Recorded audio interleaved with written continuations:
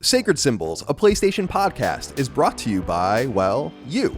If you want to learn how to support our show, go to patreon.com/laststandmedia.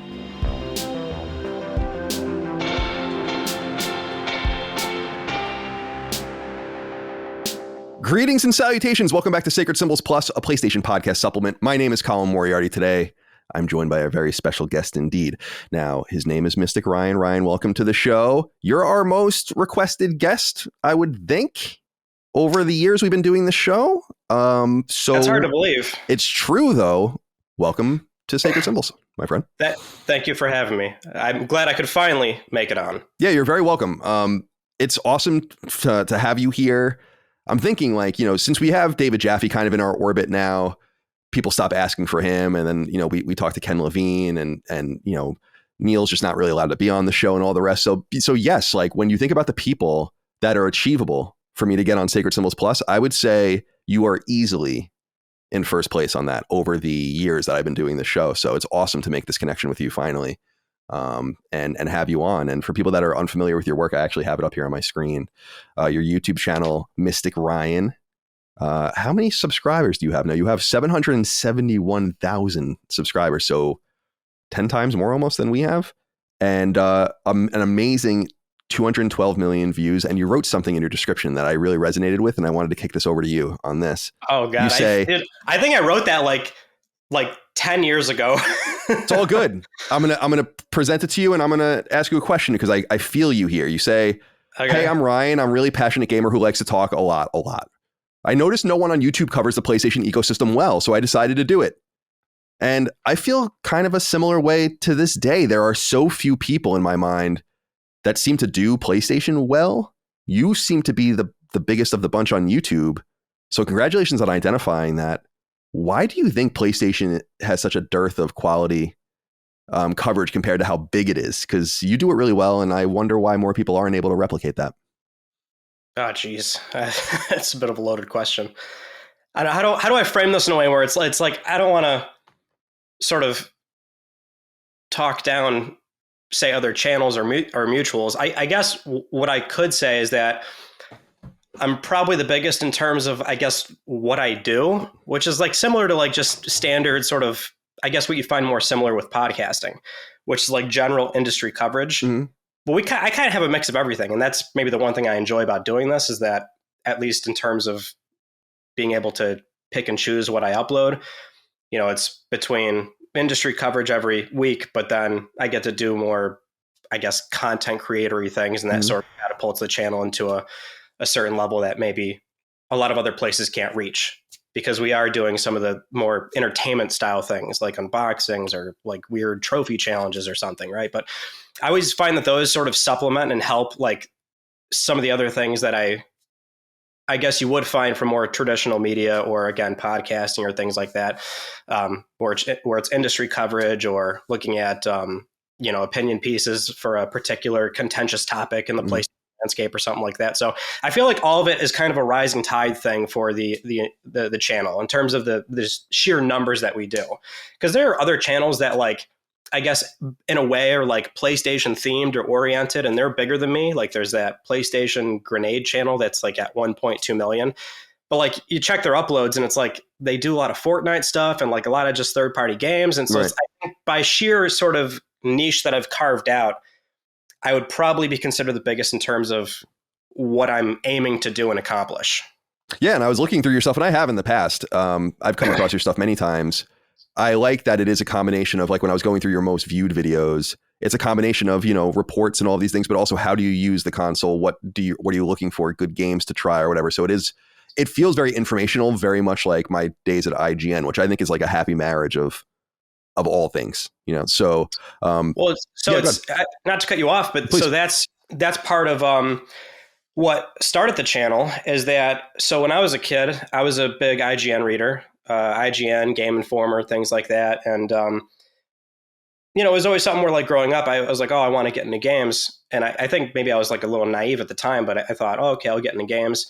Oh, wait a minute, that sounds really fucking hard. I can't program. I don't know how to do any of that stuff. Not realizing that there's so many other fields I could get into, which would be like writing or production or whatever the case is.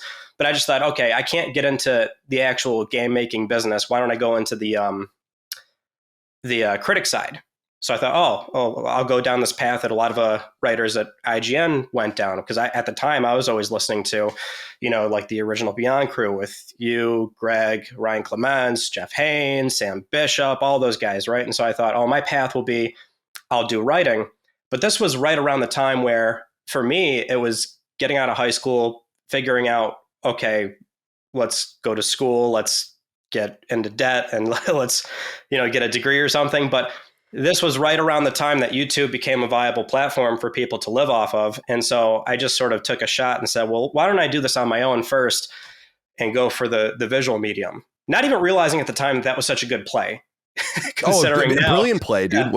Yeah, but I didn't have that foresight. I genuinely didn't, because at the time, like when I did Let's Talk PlayStation, which is my news show, but it's a video news show, I had no goddamn idea how that would work, because I thought like, podcasting is the way to go. That's So how do I make that video?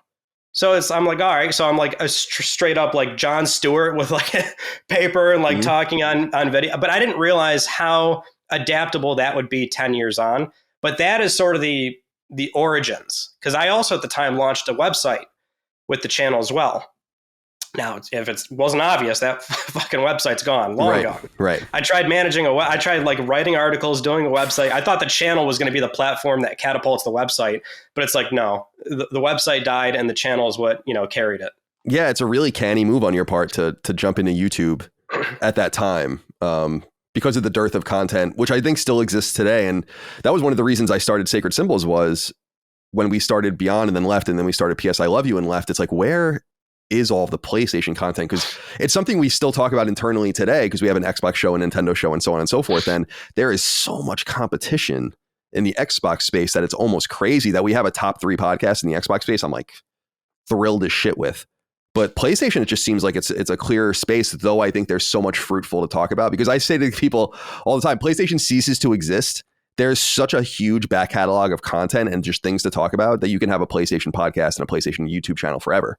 It would just become an historical channel, but you could still do it. It would be very similar if Apple went away or something like that.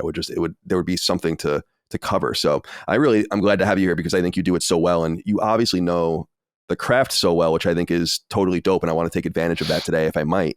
Because you and I are both, I come from a space at IGN where we were specialists.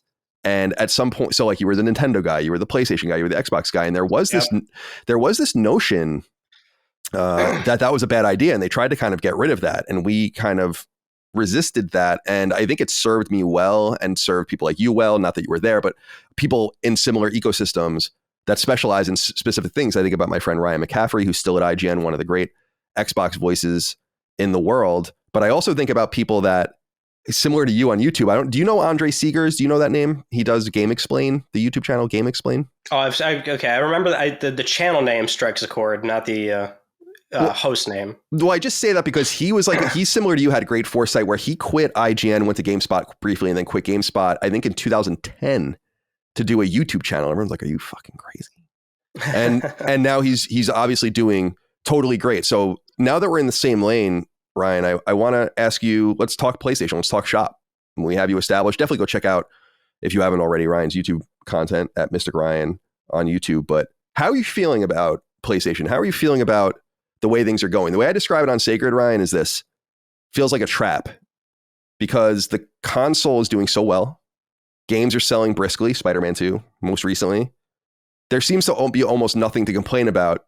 And if you say, like, but where are the games? People will be like, oh, you don't like your second and third party games? You don't want to play Grand Blue Fantasy Relink? You don't want to play Helldivers? But it seems like, I think you and I both know that there's something missing. And I'm curious how you feel about the ecosystem right now as a player, as a consumer, as an expert. Well, it's interesting because at the time when you reached out, I was like, oh, I'm filming something about this very topic that sort of leans into that, right? Because what I find nowadays that modern PlayStation, at least how they manage their studios, it's very much a, sort of 80-20 rule. Like they've chopped off all these studios that were like putting out this sort of AA style games that would do, I guess, reasonably well, but maybe not well enough. Or I'm sure many of them did end up losing money, like Japan Studio. That's part of why that studio ended up restructuring, a lot of that staff was laid off, is that those games just weren't moving the kind of numbers that they wanted. So it just seems like if we're doing in-house studios, they're going for the absolute biggest and best, which it's not like that didn't work for them in the late PS4 life cycle. But I find that it's a weird mix of portfolio management that does lean on second and third party. It's like, well, because that is the argument being made. And I think it's a valid one, is that, at the end of the day, if you're choosing to play on PlayStation, it's your primary platform. Sony's just sort of filling in those gaps, instead of getting, like, say, a Patapon or, a Concrete Genie or something. Now we're getting Stray, Can't Bridge of Spirits. And it's not like they don't sort of fit in that same space, right? And they're exclusive at the time. Maybe they do eventually jump ship to another platform or something. But, in the here and now, those are games that Sony aligns themselves with. So it's just a different way to manage the portfolio and that release cadence. And I guess it depends on who you ask if that's a good or bad thing. I mean, I miss, Sony investing in smaller projects. And I say smaller, but like those games are still probably, easily $500,000 to 7-figure plus games to make. That's just how it is nowadays. Right. But I still miss those games. And I think there's a serious level of importance to keep that stuff in-house, at least a good amount of it. I thought, like, going into PlayStation VR 2, that, like, okay, if we're going to be serious about the VR space, let's pick up some VR studios. And I was disappointed to see that not only are they not doing that, but that now they're letting them all get picked up. Oculus is picking up all these big ones, or First Contact closed down, I think, right? Because So. It's just, I find that disappointing. It's like, well, so that makes me a little bit uneasy, but I don't have a problem with how they're managing the portfolio, if that makes sense. If I'm still getting those sort of, niche experiences or unique experiences, games that are approached differently from an art style point of view, or whatever you want to, call these games that are not the typical AAA massive cinematic narrative experiences that they're so well known for, I'm personally fine with it. But I guess it gets into a whole other can of worms, right? In terms of how long is that sustainable? Yeah, I think, and I'm sure you saw pieces of the Insomniac leak. We reported it on Sacred Symbols Plus pretty deeply. What we thought were appropriate data. We didn't get into any of the. I only did corporate stuff. Yeah, like, exactly. I didn't divulge any story details, but my thing was, if we've got, like, the kind of information on this company in terms of how they operate that we're just never going to fucking get. Like, I think some of that stuff's pertinent info, even though it was a part of a breach, which is unfortunate. Yeah, we're in complete agreement there. I totally agree. I think there was so much fascinating data in there, ill-begotten as it was. One of the things to what you're saying that I think kind of supports maybe Sony's new strategy today was especially seeing Resistance 3 sales, which were below 2 million. Shame. I mean, Shame. Yeah, I agree. Maybe one of the great single player shooters ever. And I think that reframed for me in some way, just seeing, and there was actually some, like, I think Medieval was in there from Other Ocean at 500,000. I think Concrete Genie was in this is exactly what I touched on, because those games, it's like we were never going to get sales numbers on those games. Right. Never. Right. So I pointed those titles out. I'm like, oh, it's great to see that we got info for this game, X, Y, and Z. Astrobot Rescue Mission did a million, I think, which is a crazy attach rate for PSVR 1. Definitely. But I thought it was worth. Yeah. Yeah. I'm sorry to interrupt. I was going to say that to me reinforces, and I think I talked to Jaffe about this a lot, and he agrees, where Sony doesn't want to make little bets anymore. In an environment where you could literally just put your money into a bank and make 5% on it with high interest rates, like you can literally just do nothing and make 5%. They don't want to make little bits of money anymore. And I think that it's a bummer. I remember speaking to Scott Rohde once in his office, and I've talked about this on the show, about how he was like, oh, did you want to, like, kind of just throwing out like, oh, what about another Resistance? This was like, when I was at Kind of Funny. And I was like, that made me think, I'm like, okay, maybe that was a little bit more of a borderline decision. I reported at the time that Resistance 3 actually had a different ending, and that they were kind of ordered to wrap it up. And you can kind of tell that at the end of the game. But that number really reinforced something negative in me, Ryan, that games are becoming, and this is so well worn, but games are becoming so increasingly expensive. Remember, Resistance 3 got another year. It was made in 3 years, not 2, like the other 2 Resistance games, and it's still undersold, both of them. I just see situations like that. And you mentioned Japan Studio, XDev at Santa Monica with all their different games. I remember Counter Spy and Yeah. Doki Doki and Hohokum and all these different Rain from Tokyo Jungle. And I just think a lot of these games didn't make any money. And I think that they probably look at it as saying, like, we just don't need to take these risks anymore. We can do the third party bets. We can go into China and get a Fist. We can go and support a Kenna Bridge of Spirits, make no risks, have it exclusive for a year, and kind of cut that shit out. And they almost probably make the argument no one but us notices, and that's kind of the point you were making, Yeah. Yeah. I don't think those games were moving what people thought they were moving. I still think there's value to doing it, but I mean, even if I were the one making, like, calling the shots around there, you can see the numbers and just think, well, why the hell are we not just, sort of exiting this business and hiring just really good management people, talent seeking people, and, go out there and scout studios and, oh, here's a project that's like 60% of the way done and they're looking for the other 40%. We can come in and do that. No problem. Instead of incubating these teams from the ground up and everything. I mean, it makes complete and total sense. But from a fan perspective and the sort of reverence for the kind of the titles that they back, I think there's value in doing them in-house, but it just clearly it's not lucrative enough.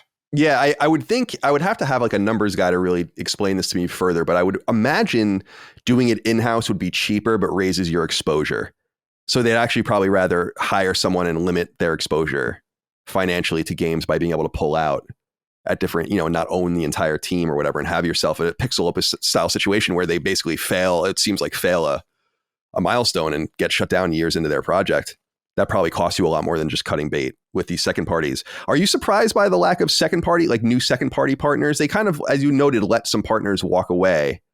You would imagine Supermassive would have stayed in. I thought they were a great candidate to keep working with. Mm-hmm. Yeah, I thought so too. And seeing, we're recording this will go live a little more than a week after we're recording it, so this will probably be old news by that point. But Until Dawn coming to PS5 and that movie, now Supermassive has nothing to do with those things. Probably it's probably Nix's, and they're owned by Nordisk now, another film company. But I am surprised. Like I know behind the scenes, Quantic Dream's relationship with Sony fell apart. They didn't like each other, so that wasn't going to continue. But I feel like. Yeah, Supermassive. And then you see studios like Arrowhead making Helldivers, which is imminent.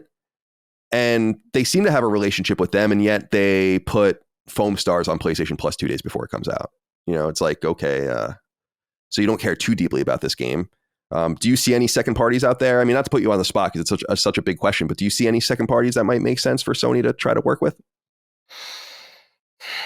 Yeah. There's a handful. I mean, do you mean second party in the case of like it's a studio that they've worked with before? No, I would say, well, it could be, so a Kojima, but I would say I would answer it more broadly in like a third party that would become a second party, let's say. That would become second party. That I find is a bit tougher. Yeah. Because this kind of goes into like how they were acquiring studios, which was always existing partners. Mm-hmm. And they've picked up like most obvious suspects. Bungie was kind of the outlier of like, oh, okay, well, that's for live service. But, how this company was always like looking at studios to acquire it was like these long-standing partners. Certainly. So they've picked up nearly all of them. Maybe Arrowhead's the sort of next one that would maybe, if it happened tomorrow, like, oh, okay, well, that makes sense. Right. But otherwise, I think it's kind of an anything goes thing at this point. I mean, Lucid was sort of maybe out of nowhere with Destruction All-Stars. Mm-hmm. And now that's probably not going to go anywhere else, considering they apparently had Twisted Metal and that was handed over to so it's not like they worked out, but and XDev's also global now too. Mm-hmm. So I mean I feel like anything really goes. There were also those murmurings about them trying to scout out more talent in Korea, which there's been a number of developments there too. So I feel like without naming a particular studio, this is maybe the more exciting thing, is that I feel like we're bound to have some really left field announcements. That and also new studios like Ballistic Moon. Mm. There's a lot of development going on there as well. So I'm kind of also looking at a lot of these like brand new studios that got all this funding from, the whole COVID growth process. And I'm thinking, which one of these studios is in bed with Sony right now? Because that's like kind of like a perfect, well, I don't want to say perfect deal, but a very opportune thing for Sony to get in bed with a lot of these studios if they do see something that works and makes sense from established names in the industry. Yeah, I love that you're making the argument about established relationships, because this is something we talk about on Sacred a lot as well, and people bust balls about this when I bring this up, but they really haven't been known to go and buy random teams. I consider the most recent acquisitions outside of Bungie to be like one night stands, where you kind of seed a company like a Haven, and they don't even get their game out yet, but you're like, okay, we'll put a ring on it now. We would usually wait until your first or second game came out, but now we need to lock this stuff down a little bit quicker. So you could see a little bit of that change too. And I think what's funny to me, Ryan, is the second parties that would probably be most intriguing are the ones that are going to be probably certainly be most price prohibitive.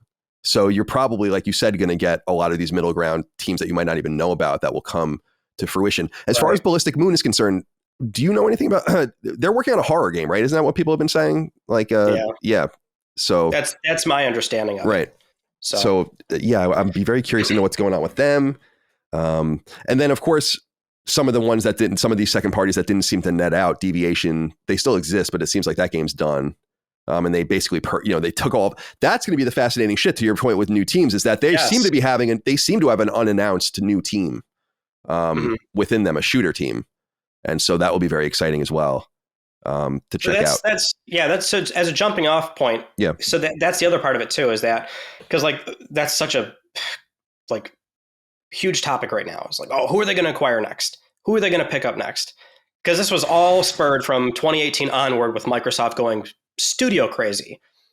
And so the language around that has been I find incredibly misconstrued, because Sony is not going about it the same way Microsoft does. And there's two angles to that. One, they go about it in a much more conservative manner. Mm-hmm. Okay, have we worked with you before? Have you shipped things? Have you proven your worth? Is the relationship there beneficial to us? Do we, is it going to work out that way?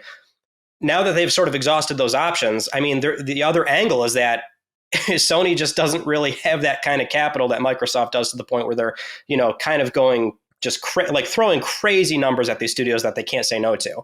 Even if, there is no sort of historical relationship there. Microsoft does it in a much different way. But, Sony, it's like the way I say it is they're going about it in a very affordable way.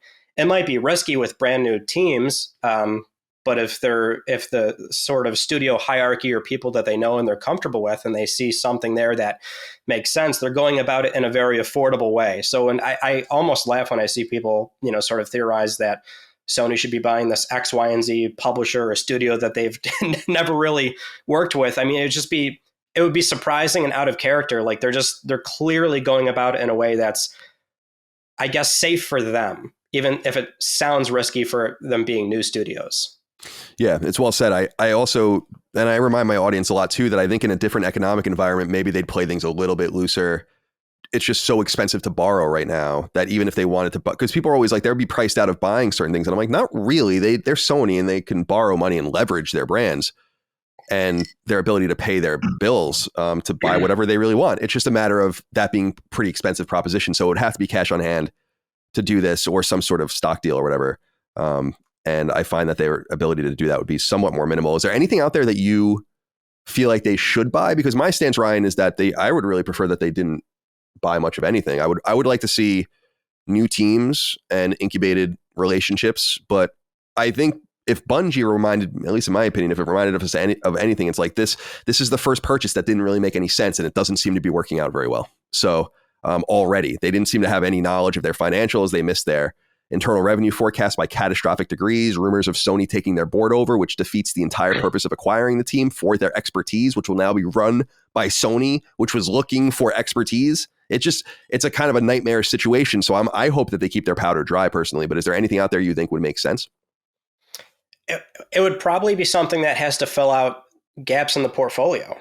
You know what I mean? Like it'd be weird for them to pick up something that they've already got a very large presence in. Like for speaking on Bungie, it's an outlier, but at least originally the purpose of it made sense on paper. If you're investing in a bunch of live service and you're bringing on this studio that has expertise in that area, okay, I can see why this one sort of, doesn't sort of fit the profile we've seen prior. And that's, obviously it went in a completely different direction nowadays, but even then that sort of made sense to me.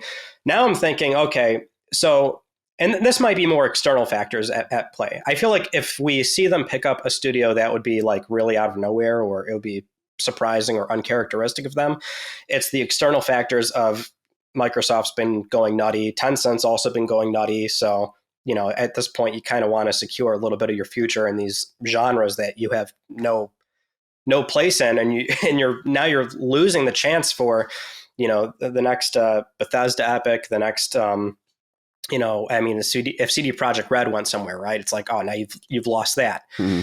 So I'm of the mind where and they've been investing a lot in like the fighting game community too. So I feel like a fighter, maybe Western RPG, and then I guess seeing like the NCSoft partnership, right? So like going with an MMORPG or something like that. Just these genres that they've got either no position in, or they don't have a safe position in, where there's a very good chance that they could at some point be scooped up. And, at a certain point, you can't ignore that you're just losing all this valuable IP that historically it was always shipping there. You know what I mean? They never had a concern about this up until the past 3-4 years ago. Yeah. And I'll be interested to see, especially with Microsoft's kind of consolidation. I feel like Bethesda's future work, not all of it, but much of it will be on PlayStation. Like the not Elder Scrolls particularly, although I think Game Pass will be on PlayStation by the time Elder Scrolls 6 comes out. But a game like Doom, like I feel like it's kind of almost coming full circle again, where I feel like that game actually will be on PlayStation when it's announced, the new one. But yeah, they're being. I'm sorry, go ahead. No, so it's like when the Bethesda thing happened, like my initial gut take, like hours after that news dropped, was like, well, it's got to be something where like the next Elder Scrolls will still ship, because it's going to move too many units. It's like, how could you not, you're going to be forfeiting millions of sales on PlayStation.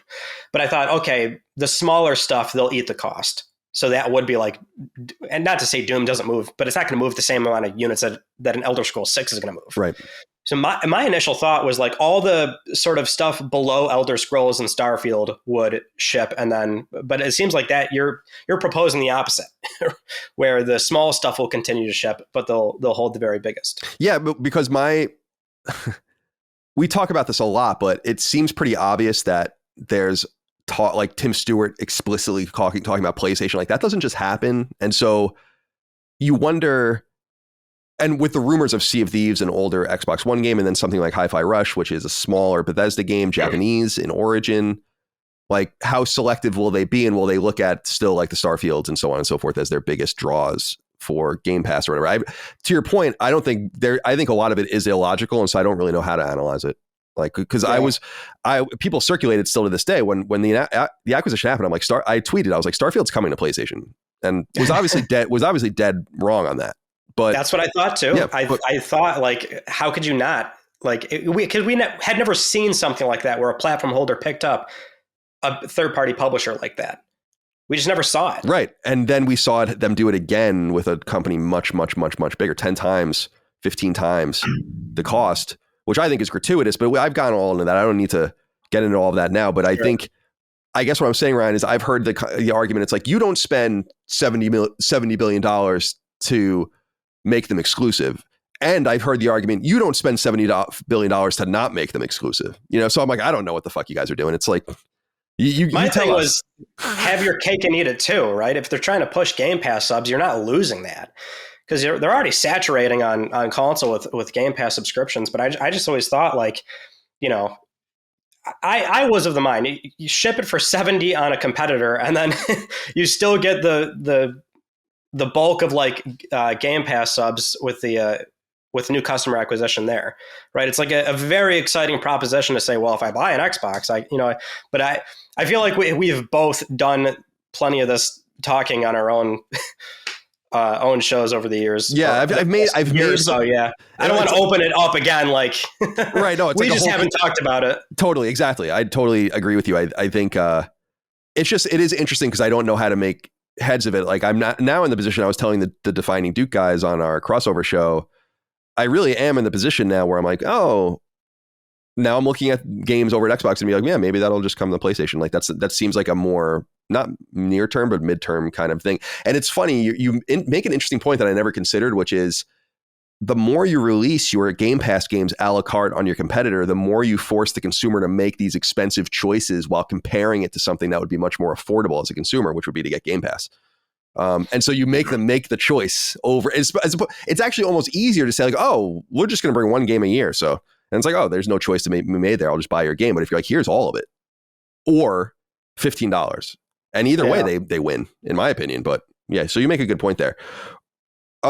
Before we get into, because I want to use a lot of our time here to talk about the studios that Sony does have now and just see how we feel about them and what we think the future will hold for them. How do you feel about the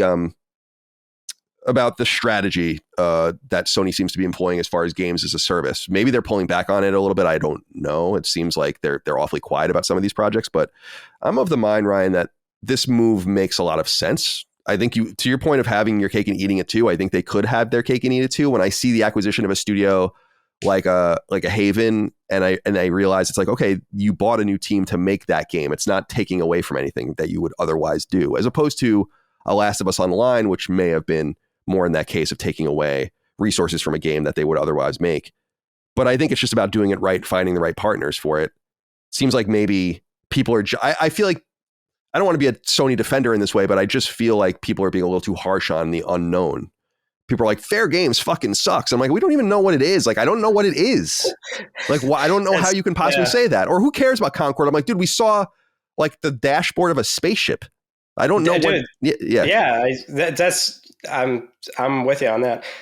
Well, that's my thing, is that I was like, well, we don't have anything. And that's what was disappointing about that showcase, is that, okay, cinematics, and this doesn't tell us anything about the mission statement for these games. Like, so I get the pessimism with that, but generally, yeah, the whole live service thing has been a little bit exhausting covering that, because and I get it. Like, people just bitch about the unknown, or they don't,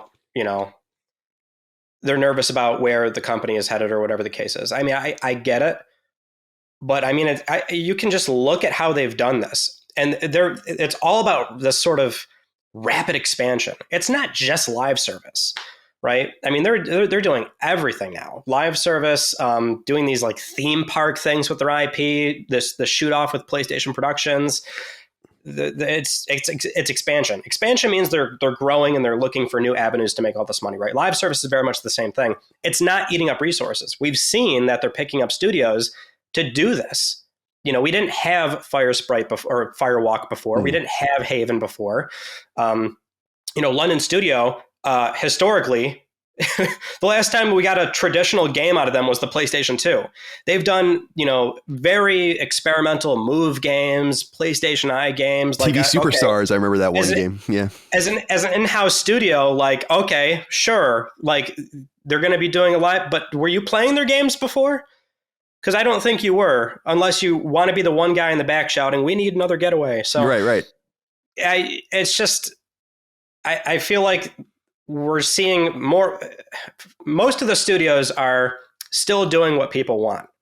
They're still doing AAA single player games. So, yeah, like Naughty Dog was the one thing where it's like, oh, apparently they, had this fork in the road and they decided single player. Which, whatever the real circumstance was behind that game, at the very least, the outcome is that you're still getting single player Naughty Dog games. Yeah, it's a good point. Yeah, that situation frustrated me because I feel like that was so strange.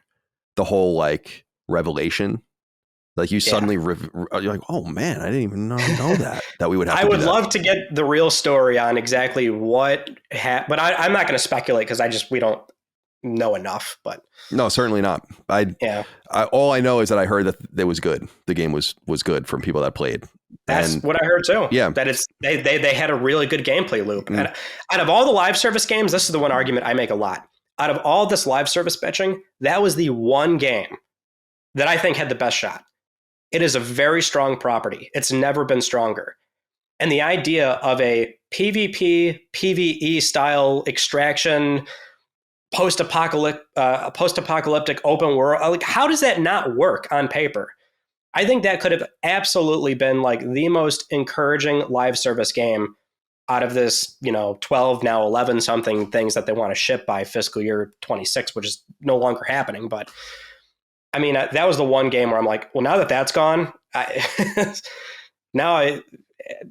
not to be like, oh, all this other stuff's not going to work. We don't know what it is. But like, that was the one thing where I'm like, that's got the best shot, I think, at being something.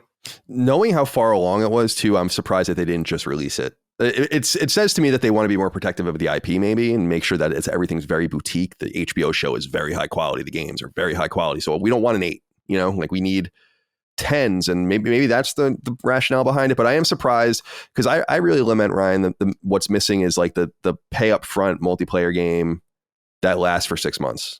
It's like, I know that doesn't sound ideal and that's an old way of looking at things, but why? And then why would you assume that you couldn't make this game last for years with very limited content when people literally still play factions to this day by the thousands? So I don't understand to what end you wouldn't just put this out there and just see it. That's what frustrates me. I would imagine that was a significant amount of money that they burned. Probably maybe the most money they've ever lost on a canceled project, you would think. Because that game was going. I mean, for a long, they split it off before The Last of Us Part 2 came out. So, but it's that sunken cost fallacy, right? So if you ship that game, I mean, and it's intended to be live service, but the case you're making is, well, just put it out there and maybe don't give it that sort of long-term support that it needs. What path is better there for them to lose the least amount of money? It's going to be a lot no matter what. But what is so I feel like more often than not, it is canceling these things. Yeah, especially because they can write off. Sucks. Yeah, they can just write, as long as they don't make profit on these things. This is why TV shows disappear from streaming services. I just read today, Netflix is not going to release a completed sci-fi movie they did, I think, with Halle Berry, because they're going to just write it off. So I think that which is fucking horrible. I mean, it's the commoditization of our craft and it's terrible, but that is the reality. And I think it is a sunk cost fallacy. You're right. I actually think I would love to know their strategy though, because I wonder if they just look at that and they say like, that kind of game doesn't exist anymore. Because to me, like the idea of putting something out and saying like, this is a finite multiplayer experience. It's kind of almost preposterous that every game that comes out that you play with someone else needs to be either around forever or not at all. It's like, that's very weird. And that's new. It's what has that traditional multiplayer anymore? Oh, no, like the tacked on multiplayer, nothing. But boxed multiplayer. Think about a game.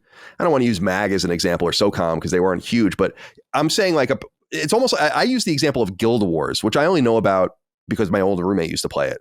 Whereas as I understand, you would buy that game up front and not pay a subscription on it, and it was very different than MMOs that required like kind of a continuous investment into it. And I just wonder what that looks like if you say like, no, like pay, we'll harken back to the old days. Here's some content and maybe we'll have a small team of people, supporting it with some seasonal content or whatever. But nonetheless, I'm most curious about if these assets and all of this stuff ends up in something else because it's such a waste. I'm pretty sure made like San Francisco in The Last of Us. I mean, that's like a pretty fucking huge waste to not put into something else. So I'm bummed about that, but we'll see. Postscript, by the way, because you brought it up and I see it in the background there. PSVR 2. I bought mine when it launched. I played it, I think, twice. I don't think I've played it at all since like the week it came out. So it's a shame. Yeah, I know it is. I know that there's a lot on it, but I play a lot of games, but I'm always like, there's just something I'd rather play traditionally. I'm almost never in the mood. I'm just never in the mood, but it seems like you're more into it. I usually reserve my judgment for it because I don't play it. And we hear often from our friends at PSVR on Parole and some other channels, and Dustin's kind of connected to that environment. But how are you feeling about PSVR 2? I love the hardware. I just kind of dials back to what I said before. Like, I wish they invested in studios. Having said that, I get it's not particularly viable. I mean, especially if their strategy is to not invest in smaller teams and instead let, third parties handle it, which they have. So there's a lot of stuff shipping on PSVR 2 on a very regular basis. So, I mean, I try to play it as much as I can. And it's kind of like, that's always the VR problem, is that you just don't feel like it. I find that if I get over that hump, then I like love it. So like I played a lot of it during the that 30 Platinums Part 3 thing that I put out. And it was like refreshing to jump back into VR again. So every time I jump in, I'm always like so delighted. And I'm like, man, this is so fun. This is so cool. I think there's a lot of cool stuff coming out to it. It sucks that like, Meta's the sort of lead platform here now. So everything's, targeting Mhm. that's going to ship there first. And, we kind of have to hope like, let's get a PSVR 2 version, which I find probably has a higher attach rate for a lot of that software if something does ship on PSVR 2. I'm not sure if that's the reality for actual studios, but Yeah, I'd like to see because I saw that it was anecdotal, but it was like Amazon, an analysis of Amazon holiday shopping where PSVR 2 was outsold by Oculus, like extraordinary, like 95% to 5% or something insane. oh yeah, Where I was like, oh man, that's not good for PlayStation VR, but it is a cool piece of tech. It was comfortable to play. It's just sitting in my loft and hooked up, but we just never. Micah doesn't touch it either. I don't know, man. I heard this was an analysis on Reddit, and it's unknown. I don't know if it's true or not, but I believe it. Where they kind of combed the leaderboards of what was that the First Contact game? Why can't I think of it? The First Contact shooter, Firewall, right? Ultra. Cool. And they were saying like it might have had fewer than 5,000 players. And it's like, that's if people are buying games like big marquee PlayStation blog posted games with PlayStation.com coverage, and I don't know if there's any hope, it just seems pretty dire. And I wonder if that will change or if they'll be able to kind of flip that around. What about PlayStation Portal? I am in love with this thing, just completely in love with it. I use it all the time. We're a big sports household, always hockey on TV, football. So it's a great way to spend time with my wife, but also be able to play what I'm playing. Or if she plays Switch, I'll play that. Or she'll play Xbox or PlayStation, and I'll play that. I fucking love that thing. It has surpassed my expectations. I'm curious what you think of it. I don't hate it. Like mileage varies, obviously. I like my home network. I don't know what it is. I think I have just a lot of interference, but I get I don't want to say a lot. Enough streaming artifacts and hiccups to where it gets annoying depending on what I'm playing. So I'm still like trying to get a lot of time in on it because I want to eventually, publish more than one video on it. I only did one when it came out. So as a sort of long-term thing, I'm trying to get more time in on it. And so my experience has been like, if I play something that's a lot slower paced, I do genuinely enjoy it, which is a far cry from my experience with remote play before. Because like the number one problem is like the screen size you beam that signal to. The phones fucking suck. They're too small. Definitely. Every game on there doesn't work. Definitely. So I tried like an iPad, and it's like, okay, that works, but it's like you got to put the iPad somewhere and then have the controller. And I'm like, that's just way too much setup to get it to look nice. And it's like, oh, why don't you send it to another console? Why the hell would I do that? Then I would I would rather play it natively. Right. So the Portal's like a best class way to play all those games, or the best, a best in class way to remote play. But I can really only enjoy it when it's a really slow paced game. So like I'm playing a lot of Yu-Gi-Oh, which is a card game, like Legacy of the Duelist and Master Duel. And it's like, oh, fucking great for that. It's a goddamn card game. There's nothing that's stopping me from like enjoying that if it hiccups every once in a while. Trying Returnal, I can't do Returnal on it. I just can't. It's impossible. I can't play that game. And so if that's sort of my benchmark, I would like to be able to play a game like Returnal on it, but I just can't on my home network. Yeah. I wonder, I haven't played anything too kinetic on it just by nature, because even I'm playing Prince of Persia now, and I just wait to play that on TV. And when I'm not playing Prince of Persia, I'll play like Tales of Arise or something, the DLC on my Portal.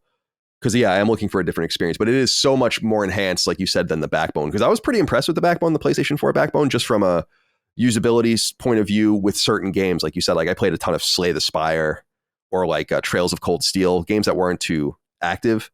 But the Portal, really, it's rare that I have no expectations for something and then it's like, holy shit, this is awesome. The last thing I kind of felt that way was like Final Fantasy VII Remake. I was like, this is going to suck. And then it came out and it was like amazing. And it's the same thing I feel with this. Have you let go of the need and the desire and the want of a dedicated handheld? You and I are both Vita advocates. I was proud that my developer we were one of the last developers to put games on Vita, and had one of the last published games on Vita, which was awesome. And unfortunately, we just couldn't get our last game out, our previous game out on Vita in time. But I feel like this era is over unfortunately. Although I do play around, Ryan, with this idea of a portable PlayStation 4, which I think would be super awesome. I have said this before, but I've said this before with the sort of counter argument for anybody that brings up, why can't we get another proper PlayStation portable?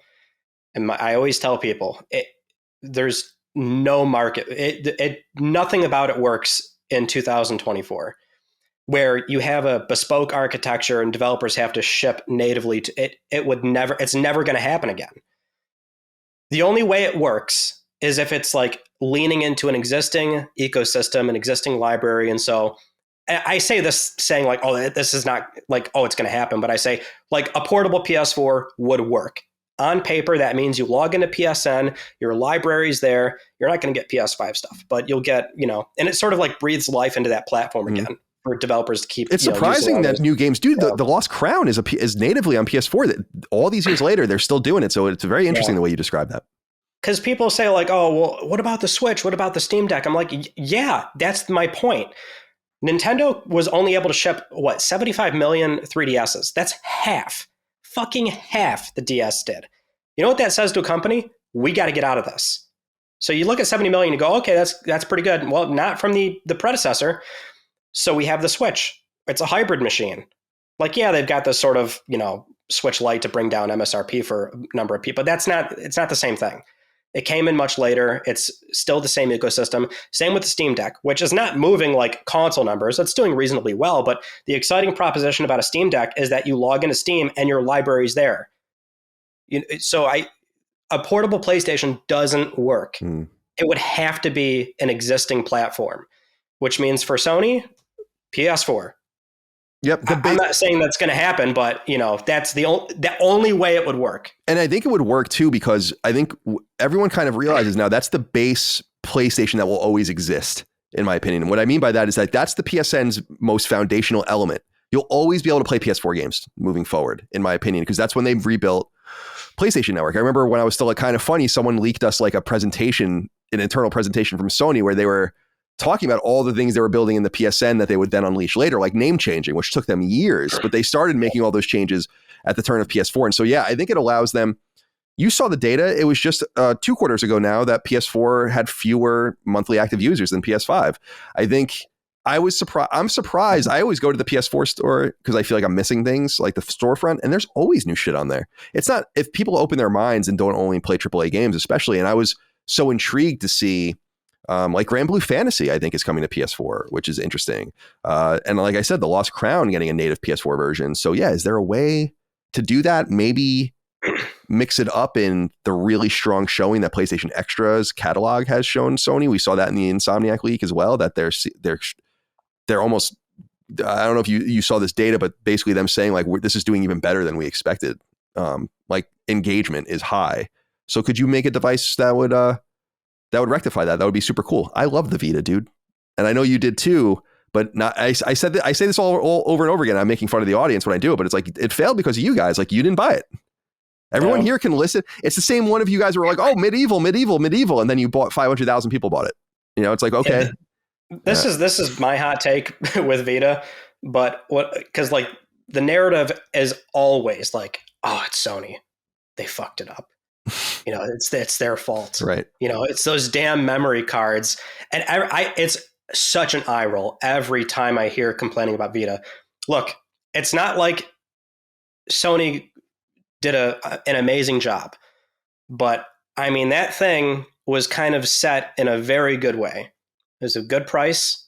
Sure, memory cards sucked, but they shipped a number of first-party games on that within 2 years. Like it was just a different market.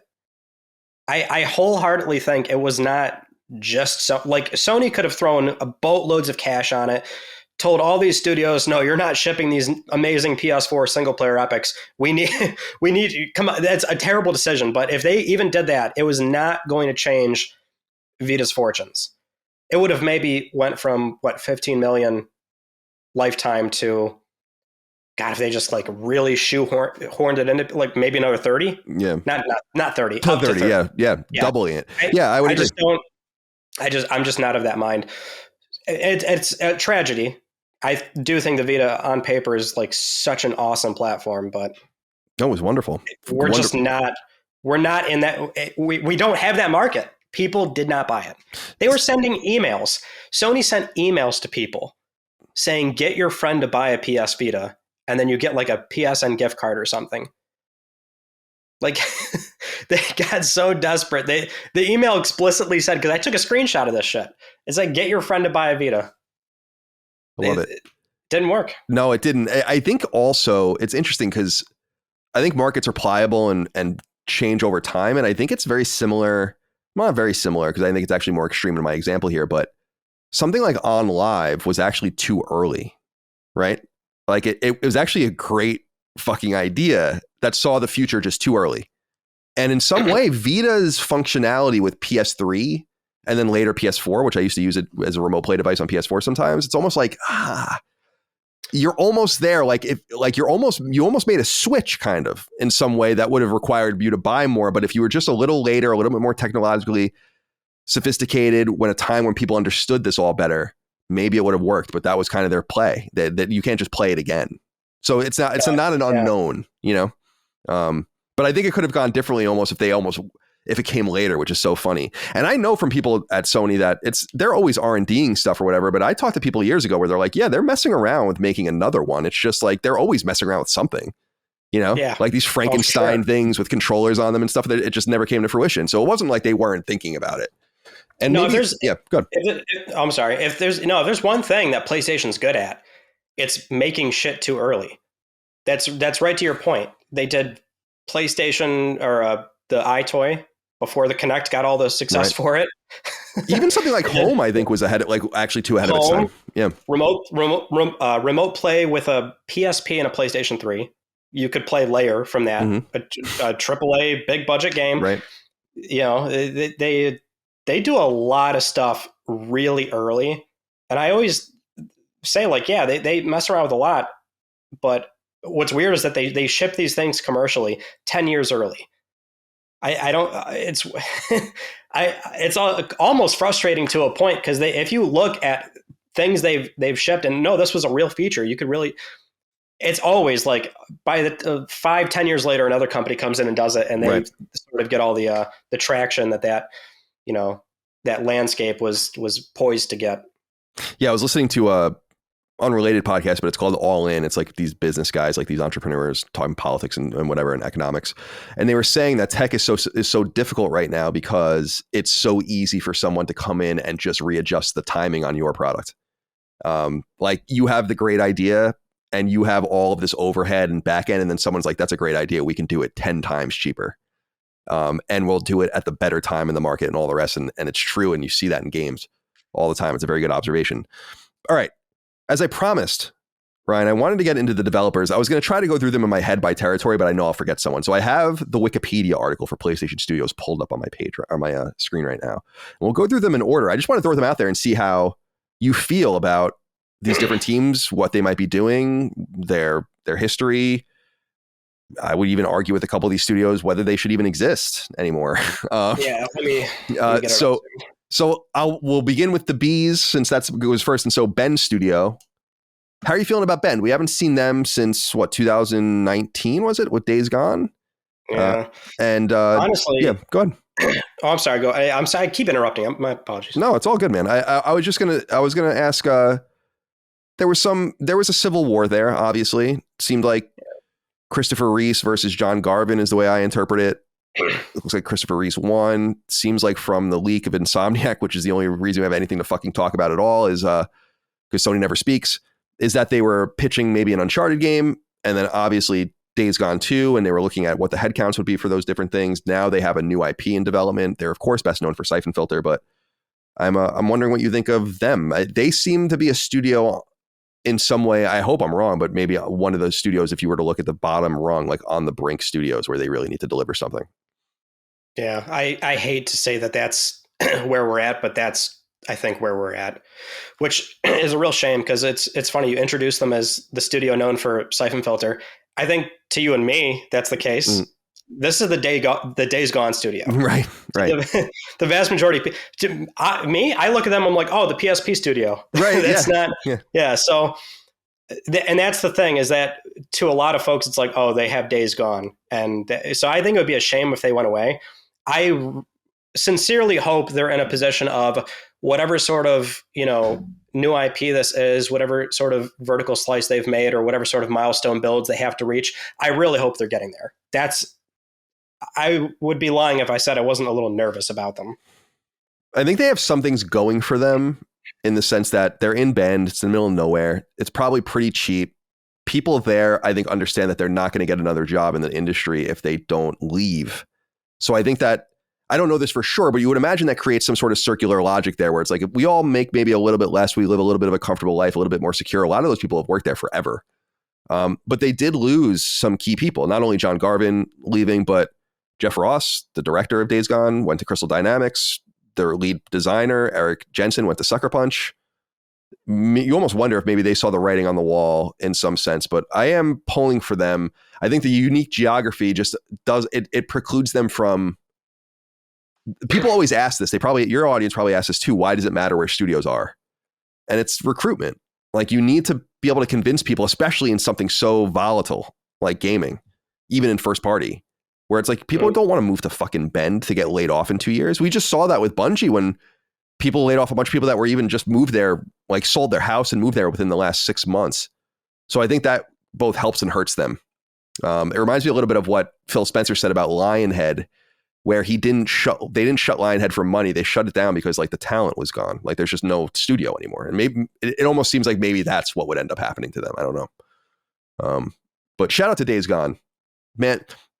Sony PR hurt that game so badly. That's actually the last time Sony PR ever even talked to me, because I went in on them on Sacred so hard because they released a game-breaking patch.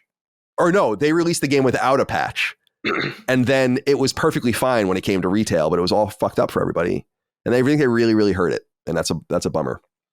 All right. Blue Point. Rumor out of them, again, something in the Insomniac leak. This is the new NVIDIA leak. What I think is fascinating about Blue Point is that publicly it was original content. Internally, it's still original content. I don't know about you, but that to me is very specific language. I'm almost convinced it has to be something where it's an existing property, but it's new. Right. Like I had heard, and I've talked about this in the past because I was still in LA years ago when I first heard the rumor from someone where they're like, they're making Bloodborne, like they're doing a Bloodborne thing. And I was like, but then I cited you for that story. Right. And I've reflected on it. First of all, the person who told me that would know. Right. But he's a producer at like another, like not even in Sony, but he knows people. And that was back in 2019. I want to say maybe long before Blue Point was like, we knew Demon's Souls, I think, was coming for PS5 at launch or whatever, or we assumed at launch. And then later on, as time went on, nothing happened. People were like, no, that's not other people that would know were like, no, that's not happening. Then you see the stuff about original content. Then you see the artwork in the Insomniac leak.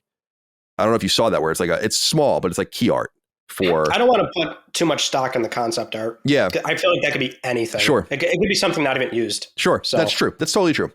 So I don't know how to read it. Where I'm like, someone who told me this would know seems to have been wrong. They're claiming that they're making something new. There was also that really weird tweet.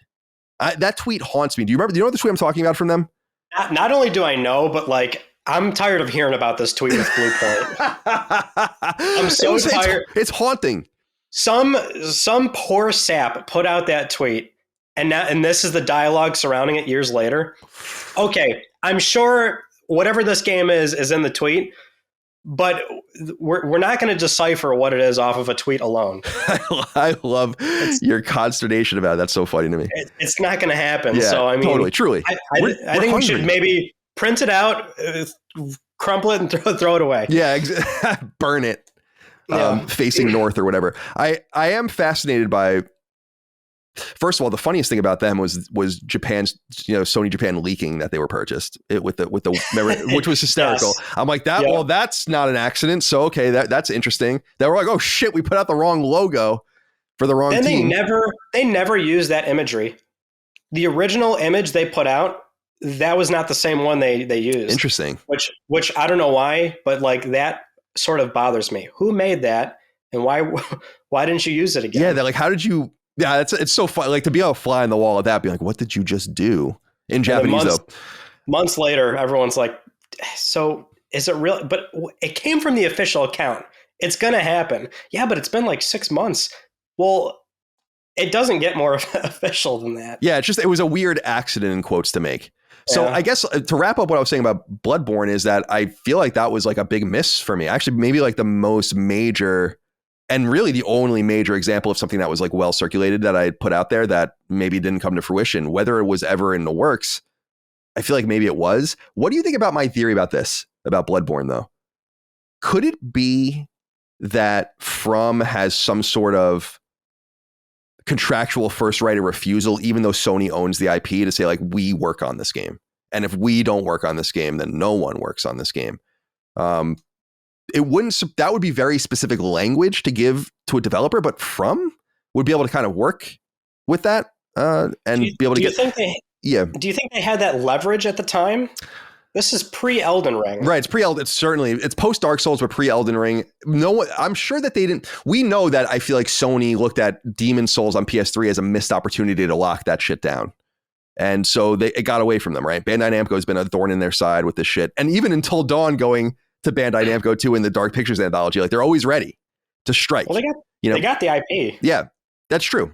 They got 2 IPs out of them. So I just wonder, like, because I think you and I share the same thing that a lot of people share, which is like, what are you doing? Like, what is going on with this game? And I started to try to just think about it deeply, and I'm like, could that be it? Like, could it literally be something so stupid where it's like, no, we don't want to do that. And here it is in the contract, by the way.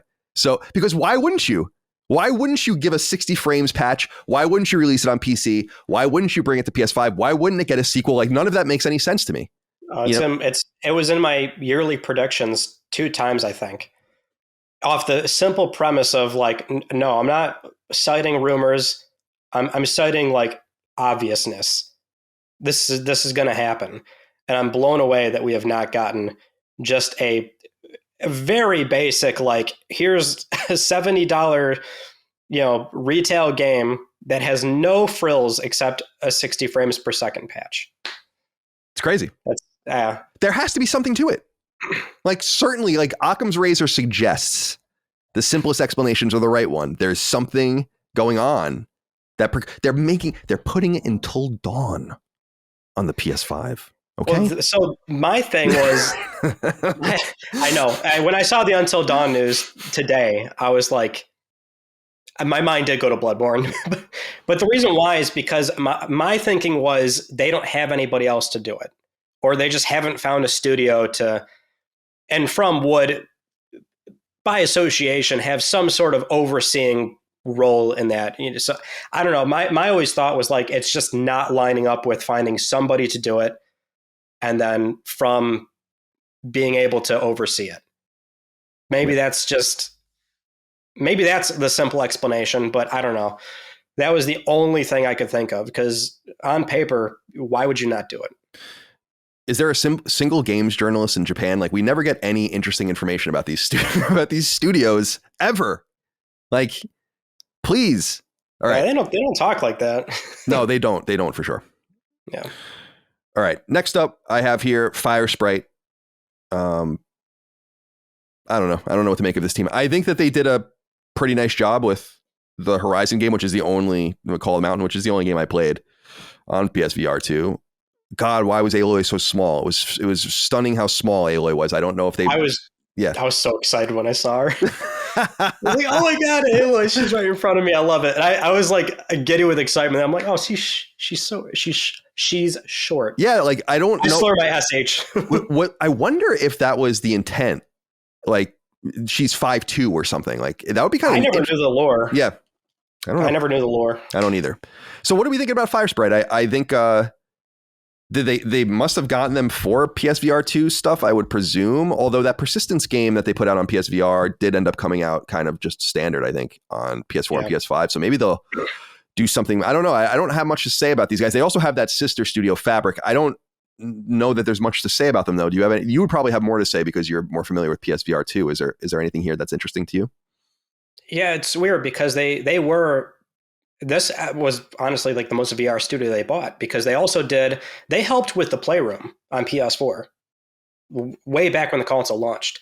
Then they did the Persistence. And then there's like not really a whole lot there. Like, so there was some sort of established relationship, but now we know they're doing presumably that Twisted Metal game, and then also some sort of horror game, which the Persistence is a horror game. So they've got, that tracks with like what they're comfortable That's right. with doing. Twisted Metal, of course. I keep getting Firewalk and Fire Spray in my mind.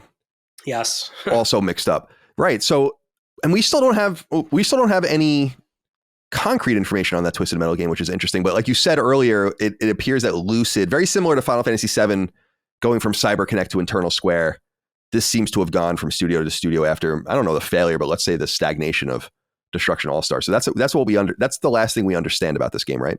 And that's why I think we still haven't seen it, because who knows what it was in, what shape it was in at Lucid. And this is kind of recent, right? This was like late 2021, early 2022 when that happened. We can't like pin down exactly like when, it was passed over, but if it was passed over around that time, I think it's still going to be a little bit. Yeah, I wonder. I mean, the timing must have been for the Peacock show, right? You would assume originally to get, like try to maybe. Yeah. Although the game probably was in development before the Peacock show was even greenlit, but maybe there's some synergy there that they weren't able to take advantage of. And again, going back to synergy, they could have had a similar synergy with The Last of Us Online and maybe season 2 of the HBO show, but I digress. All right, Firewalk. We don't really know anything about these guys. They're in Washington.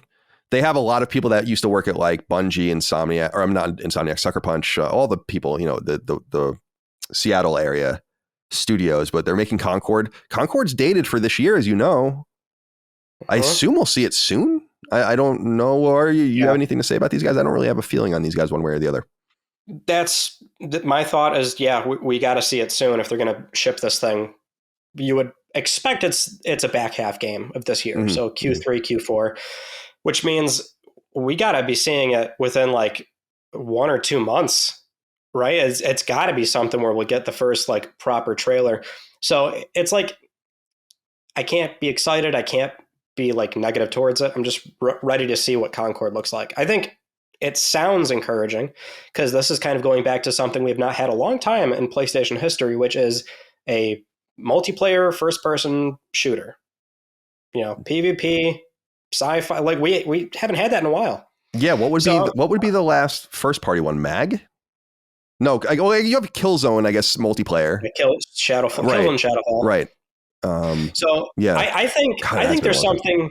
I think there's something to look forward to, but like until we can see what this is outside of like a CG burger falling apart in space, then that's where I sit on them. I think it's interesting don't you think it's interesting the way they presented the games, where they're both obviously CG trailers, but they showed so much more of Haven of Fair Games that suggested to me that game would have been further along, or the first one they would talk about. And Concord seemed much more of like a teaser, more to come later. Yeah. And then to have the dates inverse like that I thought was pretty interesting.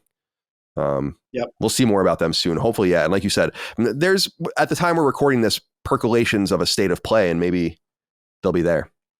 All right. Guerrilla's next. I feel like Guerrilla's in great shape, dude. I don't know how you feel about Horizon, the mainline ones, but I love them. I will defend the living shit out of this franchise. Yeah. Yeah. I don't really stand for this Horizon slander. I think it's disgusting. I think people are uncultured, and I think they don't like a really fun action adventure game. Oh, you're saying it, man. I think those that's probably like the meanest I've ever been saying that, but like I don't get it. Well, people are allowed to not like things, but like to somehow act like this franchise is not huge, I think is a little silly. Well, yeah, the numbers speak for themselves on that. There is this idea that it's like the Avatar. I've seen people describe it as like the Avatar of PlayStation games, where I don't get that either. I don't. And I guess maybe there's the sci-fi crossover, but in terms of the culture, like it does so well, but has it doesn't have it has this disparate cultural impact.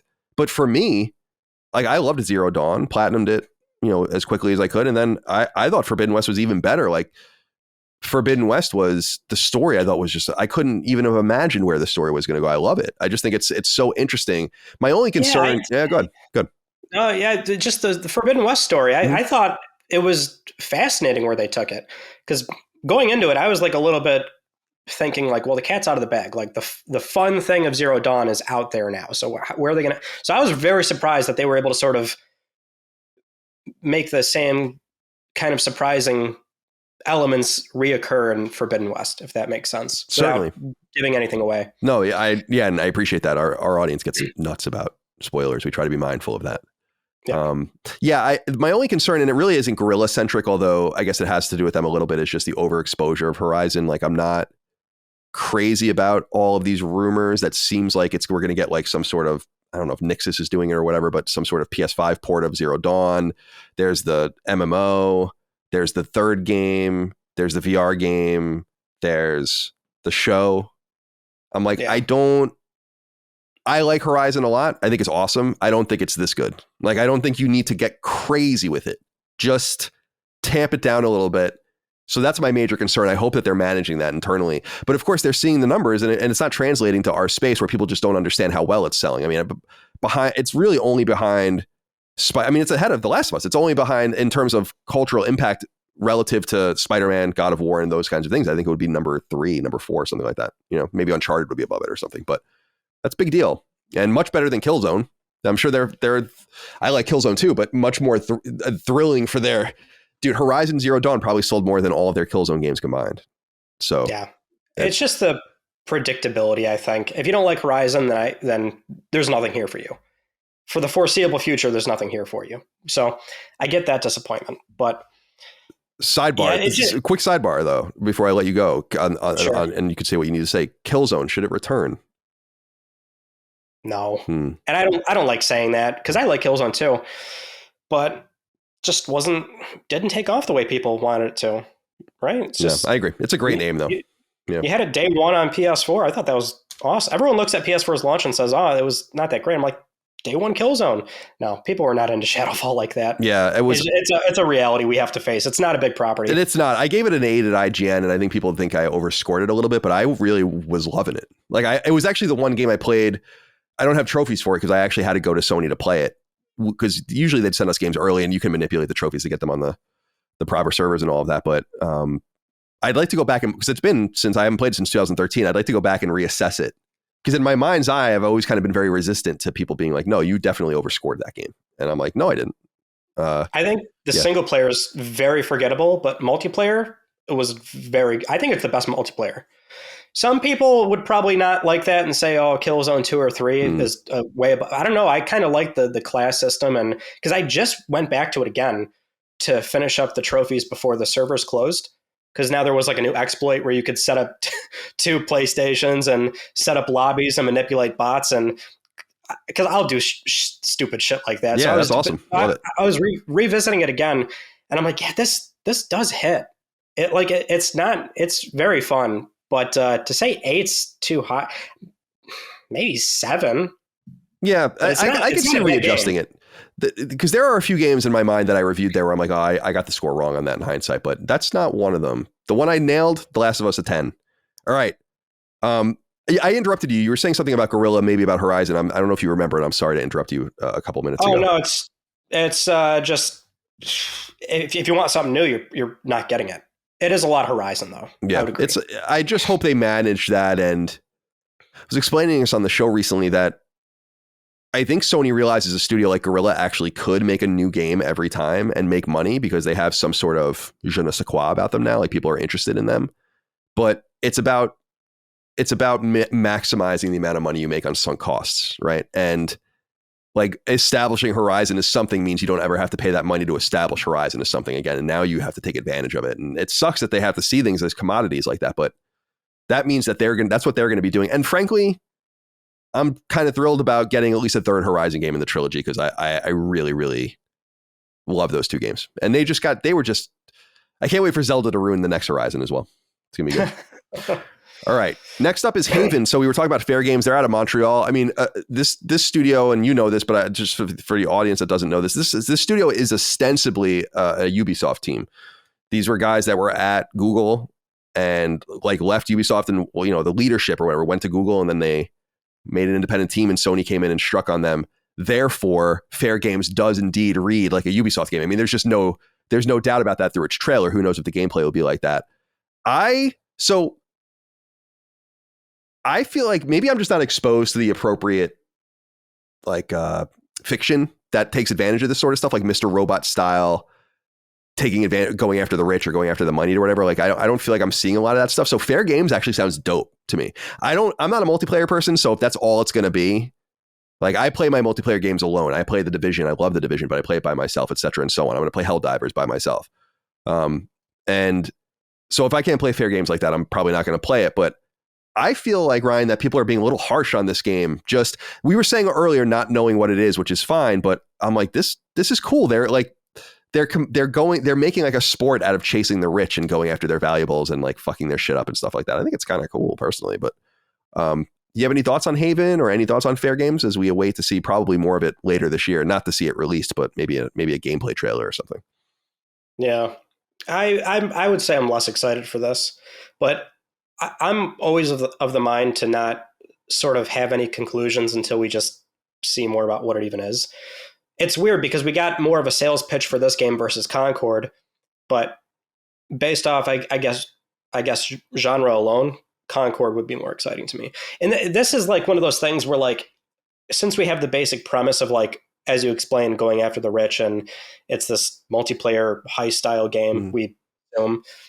That's probably not something I would be too interested in, but I would still want to, at the very least, see some gameplay before making, that kind of judgment. Yeah, I'm intrigued to see.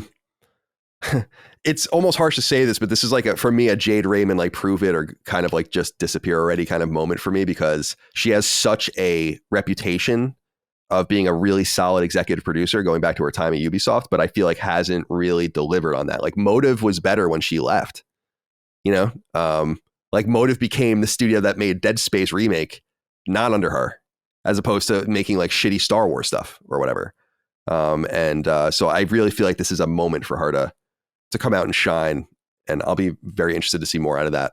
And the game should be relatively cheap to make because Quebec is so, and I think this is, by the way, this is inside baseball shit that I know you can relate to, but I think it's very smart for them to go to Montreal because they need a presence there. Not only are the tax breaks awesome in Canada and in Quebec, but the people that work in that is probably the greatest concentration of games people outside of Tokyo and LA in the entire world. And maybe London or something like that. So vital to be there. And so, good. I always felt the formation was at the very least a very smart play before them even shipping something. And apparently a big part of that studio was how they were able to really adapt to work from home and building this sort of whatever sort of cloud technology they're doing for, building from the cloud and building within the cloud. There's something else to that studio, I think, that is very adaptable to perhaps the rest of the studios. But before they even ship something, I think there's a lot of intrinsic value in where they were built and how they were building that studio. Yeah, well said. And now they can attract the appropriate talent from that geography. And proliferate those tools, very similar to the way Decima has been proliferated around and all the rest. They can kind of reverse that. Okay, we're still in the H's. Housemarque. This is the one for me that, I mean, yeah. Oh, I'm sorry. Yeah. They're number one. Oh, I thought you were. Oh, what is this what is this coming up on the screen? Do you see this? Oh shit. Yeah. What the fuck was that? Oh my God. Would that happen for me? That's not the first time I've seen that. I think that was my, I think that's the Elgato thing that does that. Oh, okay. I thought you were saying 1 second like you got a call or something, because I'm so used to recording with Jaffe. That's like every 15 minutes with us. I didn't see that. Yeah. So number one. Yeah, number one. Yeah, I feel like that's so funny. I feel like Housemarque were the team that got away, and then somehow you made it like you got them anyway. Like it's very similar to what happened with Insomniac, where they kind of were like, we don't really want to be with you anymore, and we're going to go play the field. And then it's actually we're most comfortable with you. And I went back and read that 2017 piece from, I think it was Hari Tikkanen over at Housemarque wrote it about the death of arcade. And yes, I cite this all the time. Right. It was such a sad thing because I'm such a huge Stardust fan, Dead Nation. I love that shit. It's so good. And somehow they triumph with ultimately a game like Returnal that I think really captured the essence of their games in a modern way. I thought it was This was an incredible story. And so I was so glad that they ended up with Sony, because that's kind of where they always belonged. That was one of the very few teams that made sense to me that they would go and acquire it to begin with. So it seems like you agree. I don't want to gush about it too much, but it's like a crazy story to like see that depressing blog post about the death of arcade, because I've got like a high score run on Super Stardust HD that was like 5 hours long, and I was like, at the time when I said it, I was like near the hundreds. No, it was like 137, I think it was, in that leaderboard. And I'm not good at games. I will always remind people. Me neither. I'm not good. I suck ass at them. That's the one game where it's just like, that is addictive twin stick shooter arcade action at the very finest. And Delta was the best one, wasn't it, on Vita? I think Delta was just sublime. I like HD a lot, but either way, like all their games just have that kind of intense bullet hell action. Mm-hmm. And so not only was it just like super encouraging that they were able to keep doing something like that, but they were able to adapt it into this, like, because if you would have told me like, oh, this studio is going to do the same sort of style of gameplay where it's all about this chaotic on-screen action with all these, things shooting at, but if they're going to do it as a third-person shooter, I wouldn't understand how that would even look. Returnal is like, it's just, dude, it's so fucking good. That game's so great. Now, what concerns me is that I don't know where they go from Returnal to where, like, maybe I like that game so much, I think anything they do after, depending on what it looks like, might be disappointing to me. It's a very weird, there's almost like an emotional connection with me in that game now. I think it's so awesome. So yeah, I'm excited for what they do next. I think it's funny, man, because that game to me represents, like, a game like Resogun, which I was in love with, represented much more of a linear path to like the joy sectors of my brain where I'm like, I totally get this. Like, where I'm like, I get this immediately. Returnal required something out of me. And people that listen to Sacred will know, like, when I first started playing it, I'm like, I don't know, man, about this game. Why can't this be a linear game? Like, what, it feels so good to play. Why is it presenting itself like this to me? Why? And I was bad at it. And I'm not, like you, I'm not good at games. I never claimed to be good at games. I'm good at like side scrollers maybe, but that's about it. And I stuck with this game. It was annoying me so badly how horrible I was and like how I could not progress, that I literally just sat there day after day after day playing it. So I'm curious how far did you get? Like, what was your wall? What was the wall for you? I would get to like the second or third boss or something like that. Or like, in that environment, I would always make a bad mistake, or I wouldn't get a good loadout or whatever. And I guess the conclusion of my story is that I ended up discovering the pure ecstasy of the game by sticking with it and learning it. I don't know about you, but I think one of the reasons that I'm not great at some games is because I don't take naturally to things I have to try at. Like I'm too old. Like and this has kind of always been the way I am though. Like where I'm not math. Nah, I'll write, like I don't give a shit about math. I'm not going to even try. Drawing or art. Nah, I can't do that. And so like, I've always been put off by things that had to take effort because I was naturally inclined towards the things that I wanted to do, generally speaking. And like, I would have never played drums in my entire life. I took lessons when I was a kid, but if I wasn't naturally like able to play them, I probably would have never done it. And so Returnal was one of those things where it's like, damn, dude, you suck at this. And yet there was this kernel in my mind where I was like, I gotta get good. It really was one of those situations, and I'm so glad I did, because it ended up being kind of a religious experience for me. Because I discovered something in a game that I thought was kind of not hitting for me, and how bummed I was by that because of how much I love Housemarque. And yeah, so it all came together. And yeah, watching them come to Sony just felt natural. That was just one of those things that it was like Insomniac. It was like, yeah, of course, this is where you belong. And very similar to Insomniac, which we'll talk about next, again, a studio that I think thought that they could do better without Sony. And I think that they actually got the best out of each other. And Insomniac very much experienced that. When you saw the sales in the leak of games like Fuse and others, the VR games, they lost, well, it wasn't them, but Facebook ended up losing probably $50 million on some of those projects or something crazy, like fucking insane amounts of money. So they were really hurting without Sony. And that's who we'll talk about next is Insomniac. man, I feel sorry for these. It's like guys, it's like the meme. I'm tired, boss. Like leave these guys alone. I don't.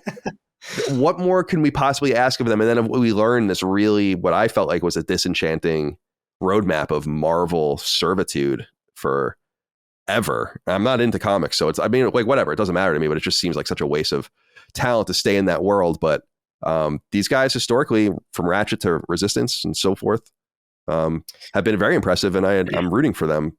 And I don't know, what do you think of Insomniac? Well, I mean, at least dialing back to how Spider-Man came to be, they wanted to do it.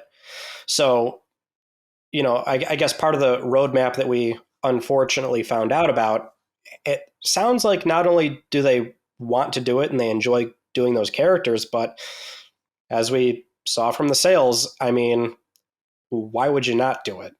So what was happy to me is that I'm like, oh, okay. So in terms of, long-term studio hierarchy, there is always going to be a team doing Ratchet, which, like, that, I feel like that's all you could ask for out of a modern Insomniac, where we don't get, PS2 style platformers like that with a big budget and they look like goddamn Pixar films.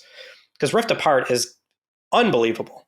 That game is so fun. It's just the most turn your head off and have some fun for a weekend style game. Totally, I loved it. So yeah. I'm happy to see that we're still getting that, and they have this very sustainable path of, we're working on these beloved characters that are going to ship 15 something million units without even batting an eye. So I don't really have a problem with that. I mean, obviously it's like, they could be doing so much more exciting things, or Return to Resistance, or, I mean, I get that path, but I don't know. I don't have a problem.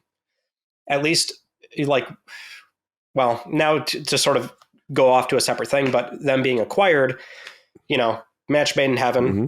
sort of obvious. I mean, it's one of those things where, like, a lot of people are like, oh, I thought they were a PlayStation studio. No, they had a little, independent stint for a little bit there, and they sort of came home, quote unquote.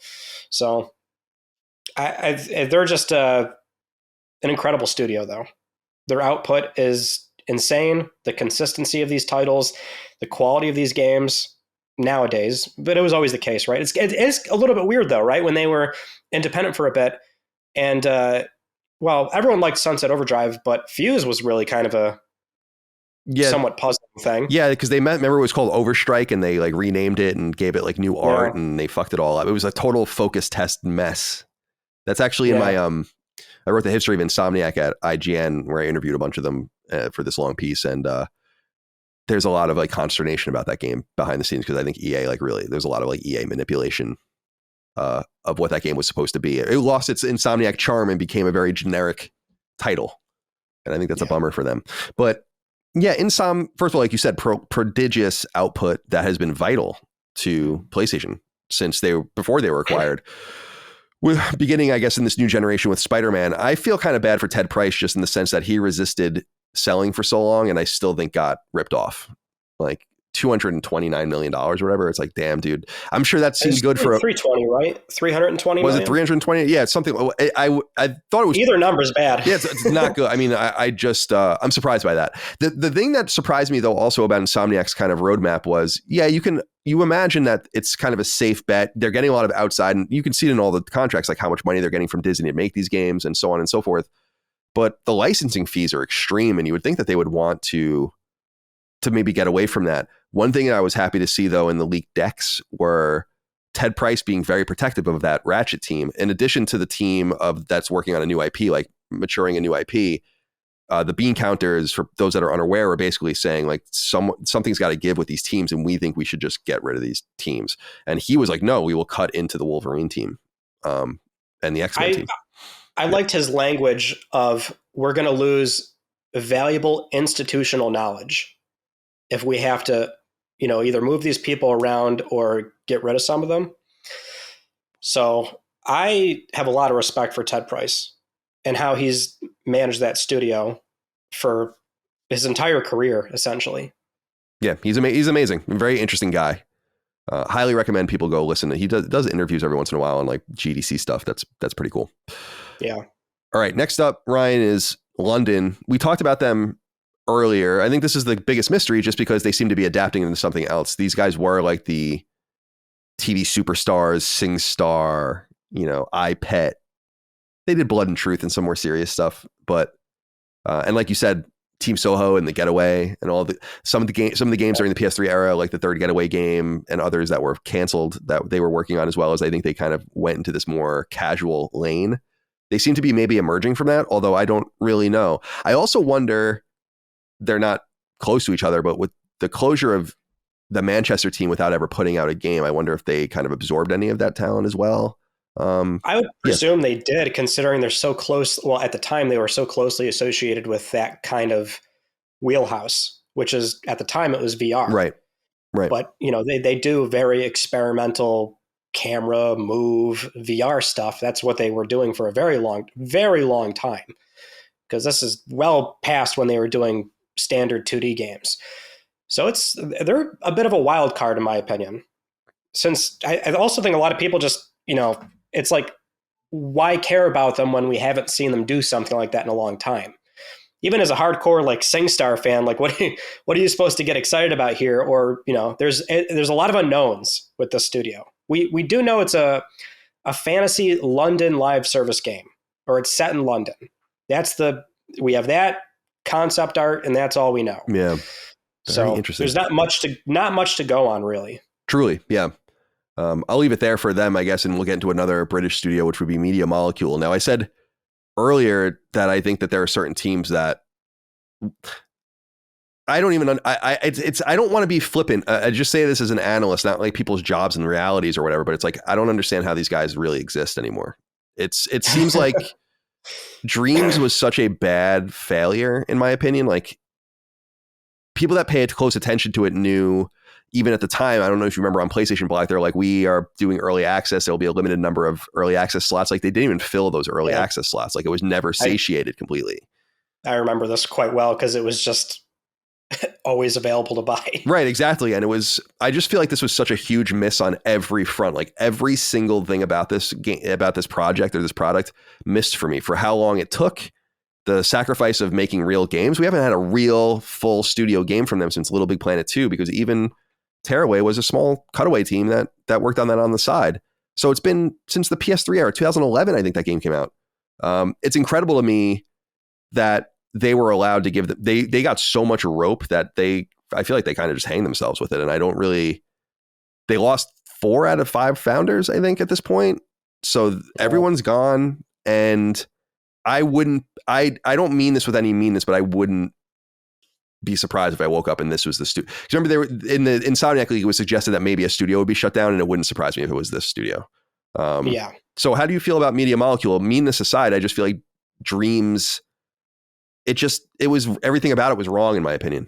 Everything about it. And I'm not even saying it from a playability standpoint, because we only messed with it once on video. I'm saying from like an execution point of view, about like migrating your games off of it, about having a reason to be there, about the price point, about you're showing this at the PS4 like reveal event, and it takes you all this time to make a series of tools. It's just, I really feel like their BAFTA is the reason that, and Siobhan Reddy being kind of like a very well respected person in the British games industry has really kind of saved them from my point of view. I don't know. For me, I try to look at it, and this is with most things, but I try to be optimistic, and I sort of view it as, I'm glad they were able to be this experimental for as long as they were with this.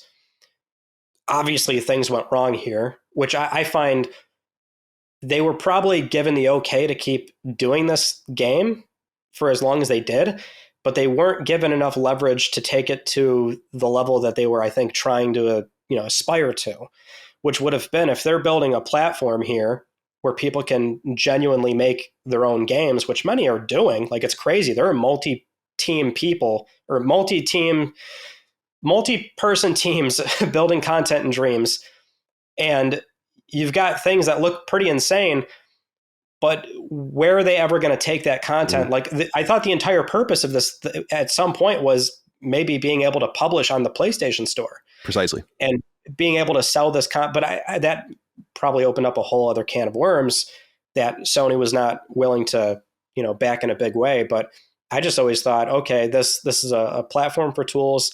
Let's get it over to a native PS5 version at some point. Of course, PSVR, which they did, but then no PSVR 2.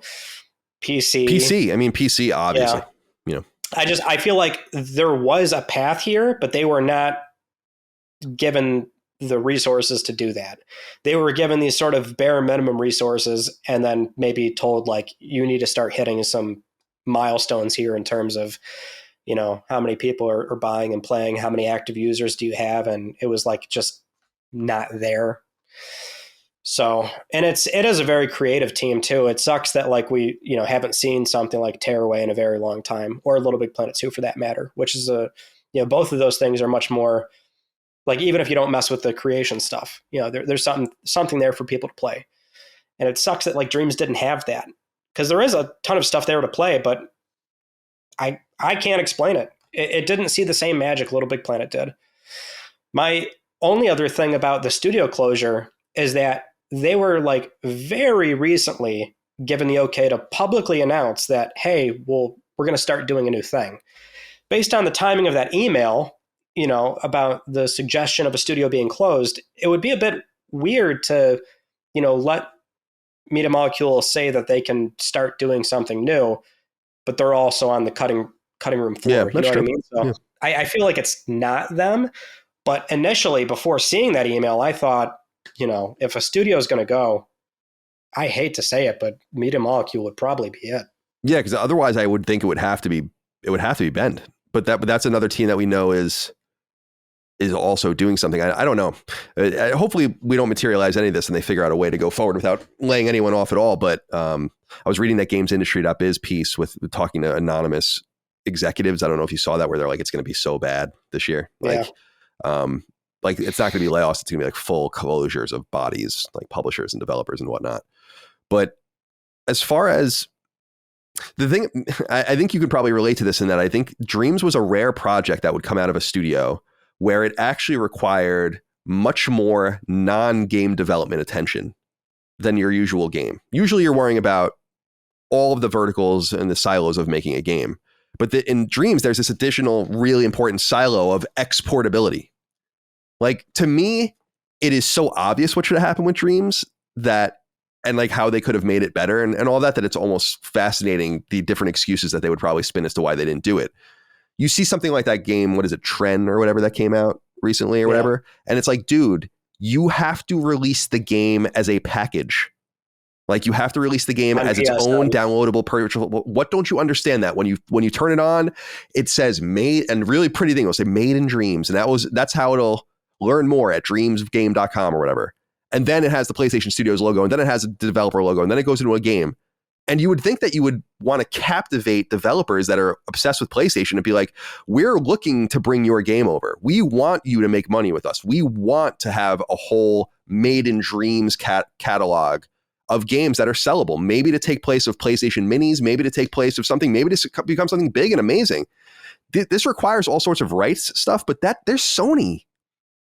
Like, you got to figure this out. Dude, they own one of the biggest music companies in the world, one of the biggest TV production companies, one of the biggest movie producers. They know all about rights management. They know how to do all of this stuff. Like, this is part of the one Sony thing. Like, you got to figure this out, and you have this amazing engine almost, and you don't put it on PC. That, to me, I would have almost been like, that's where it needs to be before it goes anywhere. You got to put it on PC. Like, and so from rights management to exportability to, like, you're just doing things on this and then it just gets trapped there. That's a non-starter. Like, Dreams shouldn't be the location. Like, it should be a destination for people that want to make the products, and they get fascinated by these tools. Almost like at Lilymo, my studio, we use Game Maker. Like, that's a very accessible development tool, and it makes real games, and Dreams could have been the same way. And I also think that we were talking about high-end talent, but don't you think that they just lost a bunch of talent over the time, that people that want to, ship something? Like, you basically retain your programmers, your UI designers and all that stuff. But the people that want to make games, I can't imagine they've been there for a long time. Why would they be there? Well, I also find that it was in a weird spot with trying to be as consumer centric as Little Big Planet, but having tools that are so powerful, but they don't get the chance to do what you're suggesting, which is exporting off of Dreams. Mm-hmm. So like me, I was not an expert, but I was a intermediate builder on Little Big Planet. I've got hundreds of hours building on LBP. I've got levels published that did fairly well. I mean, it looks not bad. I'm not going to say I was publishing the craziest things on LBP, but going into Dreams, there was no way it was going to happen for me in the same way. Those tools were on a completely different level. It was just like incredibly overwhelming to see what I could do, and the sort of blank slate in this very open 3D grid that you could just start shape. And there was no way I was going to get into it. Not the same way LBP did. So it's weird that they were in this place of being that, open with the tools for the kind of folks that I think are a very small minority of people, right? We're talking about like straight up, like you can make some unbelievable things in there, but if it's only going to live within Dreams, that's the crux of the issue. Mm-hmm. Either be, another consumer facing like cutesy thing with Little Big Planet and just focus on selling copies of that game, or this thing has to be something bigger, which I just don't get why they never were able to do that. Me neither. It's a great mystery. I would love to know more about the different explorations of that, because they just they just hung it out to dry. It could never reach anywhere close to its potential, just based on the parameters of the way they approached it. All right. The other side of the coin, Naughty Dog would be next. Yeah. So if there's, I don't want to say anything just to say something negative about them or whatever, but I think if there's something that works against them, it's just expectations. Eventually they have to release a game that doesn't reach expectations. It might not happen in the next 10 years, but at some point, like, they play with the expectation game more than anyone. And so they reach and meet those expectations. I personally think The Last of Us Part 2 is arguably one of the greatest video games of all time, in my opinion. I think it's just absolutely amazing. And so that's a hard thing to beat. And I wonder if they can continue to do it, but I'm very, very excited to see what they have to do next. And they are obviously, in my opinion, the highest end talent within Sony's family. I wonder if you agree. Yeah. No, yeah, they're in the upper echelon, and they were for a very long time. It's just that I feel like that would be putting it lightly, as expectations. I find that it's that multiplied by all these other factors of genuine fans that want to see the next great Naughty Dog single player game, and then this other side that really disliked what Part 2 was, and so it's like no matter what Naughty Dog does, they're going to have a field day about whatever the next game is, and that creates a really annoying dialogue about the studio. No matter what they do, it's just really exhausting to see it play out, which is so weird because, like, whether you dislike Last of Us or you're upset about Part 2 or whatever sort of axe to grind you have against the studio, or if you're a genuine fan, it's like whatever they put out, it's just I feel like it's the conversation around it's going to be not great. If that's like it's a very pessimistic way of looking at it, but like it's kind of annoying because it is they put out just the like industry leading stuff. People don't want to admit that. I have no idea why. Yeah, there's there's so much toxicity around them, which sucks. I really don't get it. Like, I don't know. That's just how people are. But like, people tend to not put aside, opinions just to say like, hey, this thing may not be for me, but I recognize that it's like a really big thing. People look for that validation of like, I hate thing X, Y, and Z. And so I'm going to look for reasons to hate it and, sort of live in that chamber, so to speak. But it would be incredibly naive to suggest that they're not a studio that is bar none one of the, industry leaders, setting the bar for all disciplines of game development. Every part of like Part 2 was really an anomaly in a way. So yeah, gosh, I don't know what the hell to think about their next game when we really like get down to brass tacks of what this thing's going to be, whether it's a new IP or it is Part 3. But I don't know. It's like I'm at a loss for words as to what this game is going to be and how people are going to feel about it.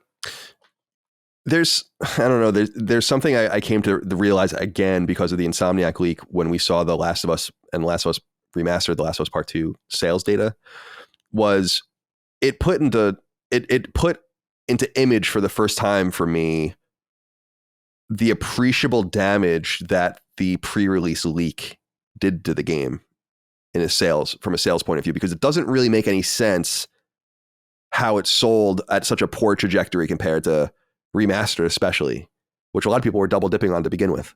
And some of those were bundled in, of course, but a lot of those were a la carte sales.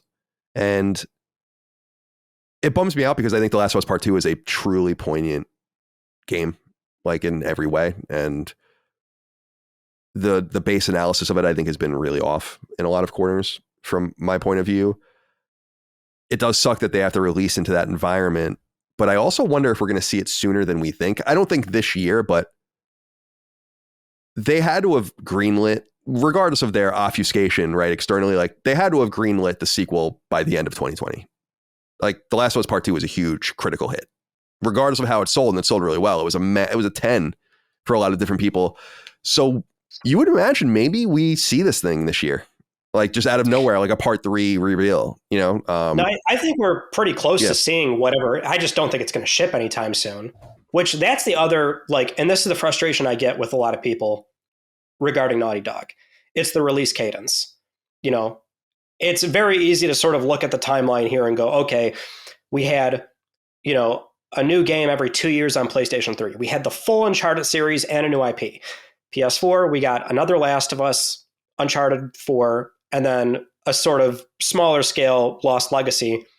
And now we're, you know, going on year 4 of PS5, and we've got a remake and a remaster from games that we've had before, which we had a remaster on PS4. And so it's all Last of Us. And, oh, are we only going to get Part 3 on PS5? And then it's going to be until PS6 until the next, like, so I get and I sympathize with that frustration, because no studio has that kind of output anymore from the PlayStation 3 days. So no studio is doing it, but it seems like Naughty Dog's just more of a victim of that as well, because if they're doing all these other sort of, you know, projects that aren't nearly as resource intensive as people think, like, you know, Part 1 and Part 2 remastered were not keeping us from, you know, that next thing that we're going to see, right, which I assume is pretty soon, actually, maybe within the next year and a half or so, I would say, for a reveal. Yeah, right. So, I think it would be so exciting. I think it would be great to see the new IP too. I assume they're working on that. I mean, a sidebar at this point would be Uncharted, because we know an Uncharted game's coming, right? I mean, they clearly teased it in the live action trailer that was earlier in 2023, right? With what looked like Cassie Drake, you would assume. Or it's just a random shot of a girl adventurer with a torch, you know, walking through a thing. But I'm like, I don't know. That seems to be pretty obvious to me, but it's clearly not being made there. So I wonder what the state of that game is. Yeah. Do you know who's it's the it's the visual arts people, I guess, right? The San Diego. My understanding is that they're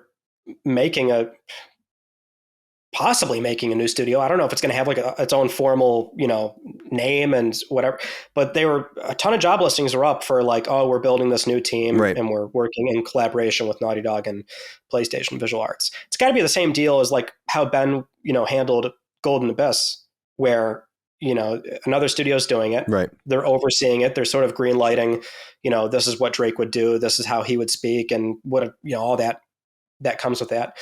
And then the PlayStation Visual Arts would be, you know, playing a very big support role on that game. They would be handling possibly 30, 40, 50% of it. I don't want to break down exactly what the hell this thing's going to be, but it's probably something like that. Wasn't it so conspicuous and weird to tease it like that and then pretend like nothing happened, like they haven't said a word about it? And I also feel like but it seemed like it wasn't a big enough deal.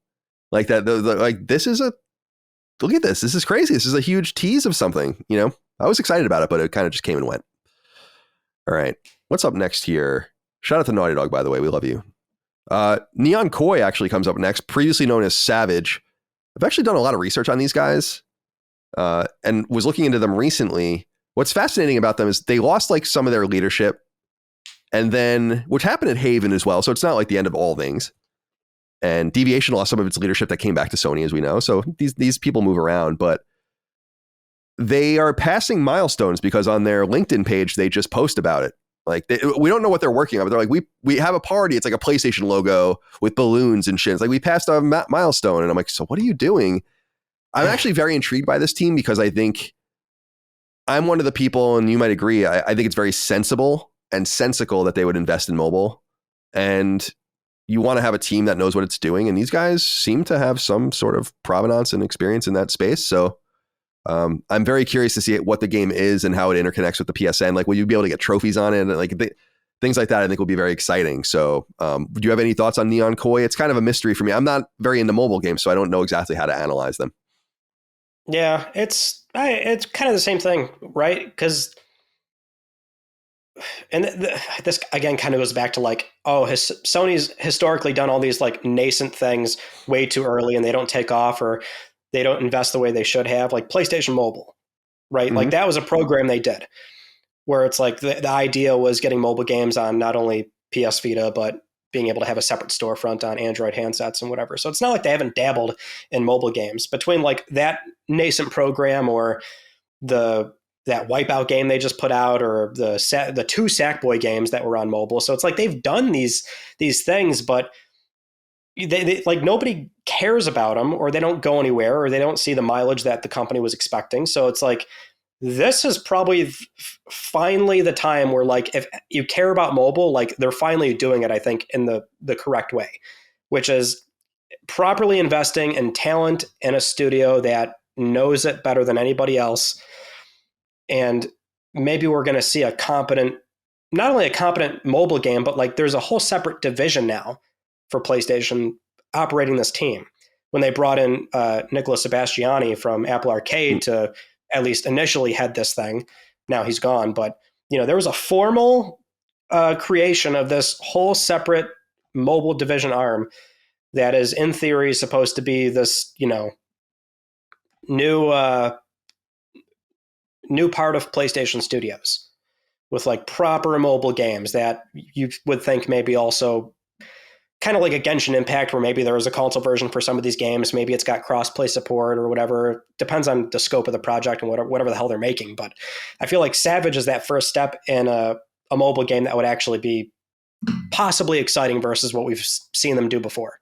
And you bring up Sebastiani, which is totally an interesting story, and just how he came from Apple, was responsible for this acquisition. I think the dude and he's kind of bounced through leaves, and then the dude that was his liaison or connection at Savage is also the one that left Savage. So there's something, and that's why I think they renamed and all that. So I don't know what's going on with that, but we'll keep an eye out for Neon Koi's game sometime. I don't know.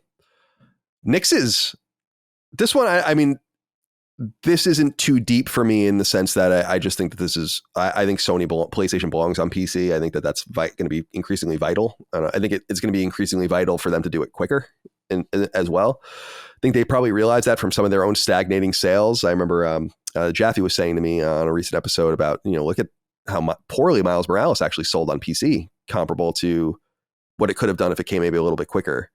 So I think Nix's obviously won't be able to do all these different projects, and we'll probably be only doing the biggest porting work, but having that level of expertise and ability to optimize for PC internally is going to save them a lot of money and allow them to use that elsewhere, which is why I think, the acquisition of studios like Valkyrie, just like specifically just saying like you just do support work, or, PlayStation Malaysia, as opposed to having to go outside and spend that extra surplus. I think it's good. So Nix's makes a lot of sense to me, and I think there is a lot of resistance to the PC future for PlayStation in the PlayStation ecosystem, but I think it has to be embraced.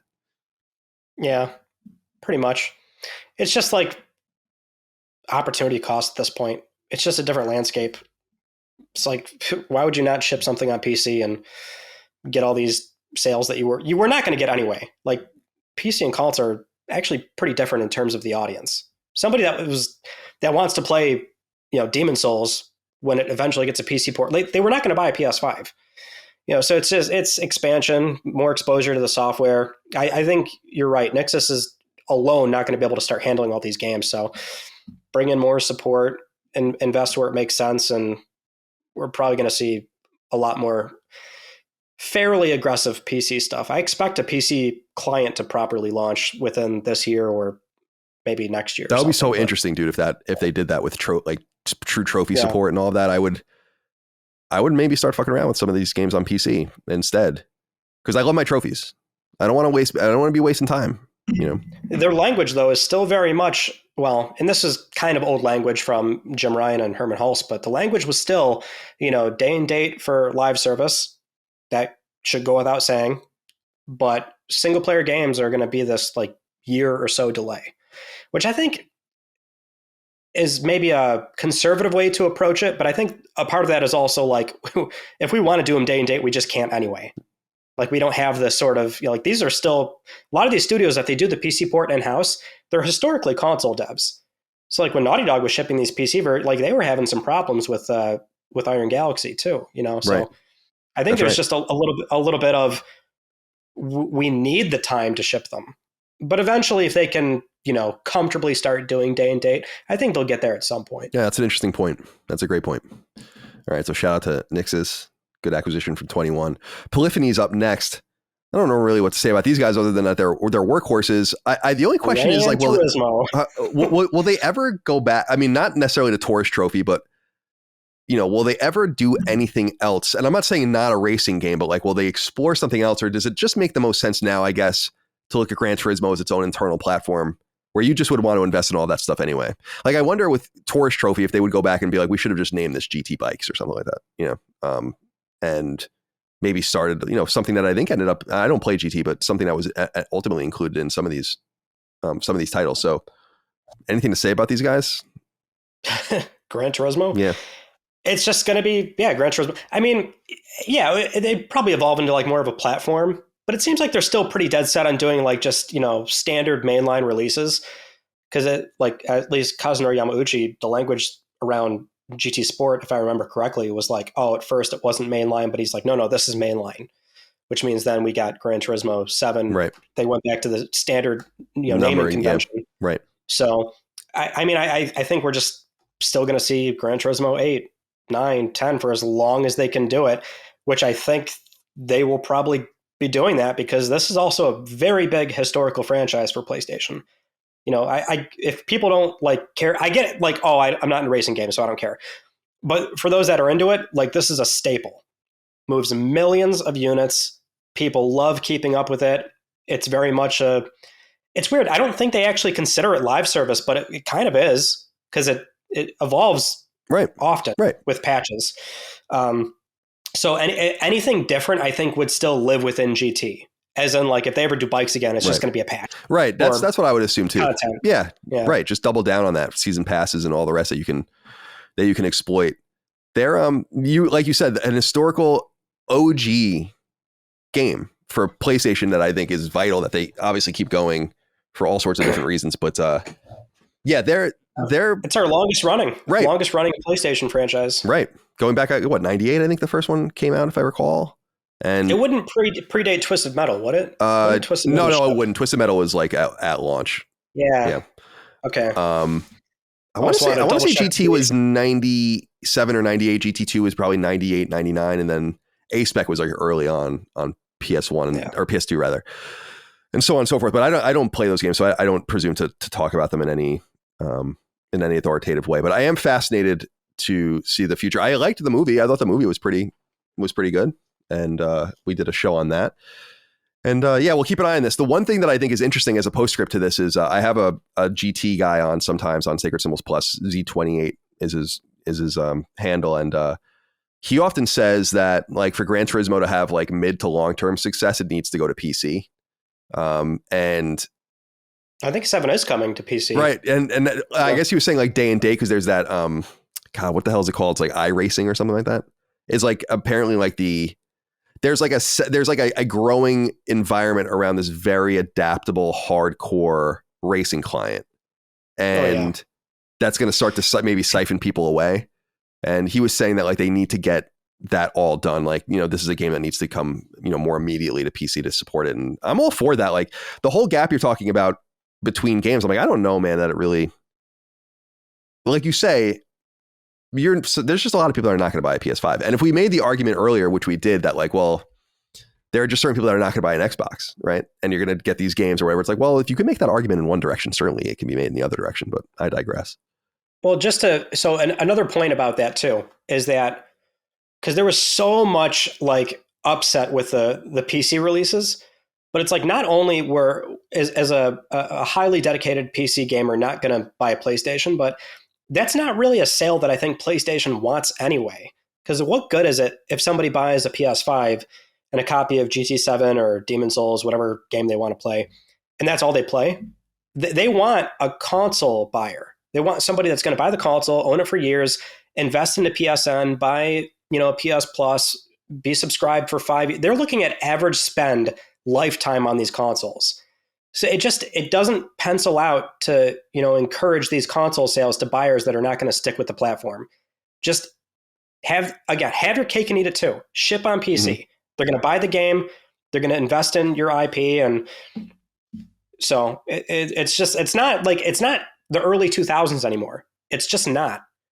Some people are still living in that space of like PS2, GameCube, Xbox. Like it's not. It's also awesome that if they do launch their own client, it becomes a very high margin business for them that they can reinvest into product for PlayStation gamers, which gets me excited. But I agree with you. They have to adapt. And I think that the viewpoint of the PlayStation consumer has to adapt, although I think it is. So I want to give them credit, everyone out there. All right, San Diego is next.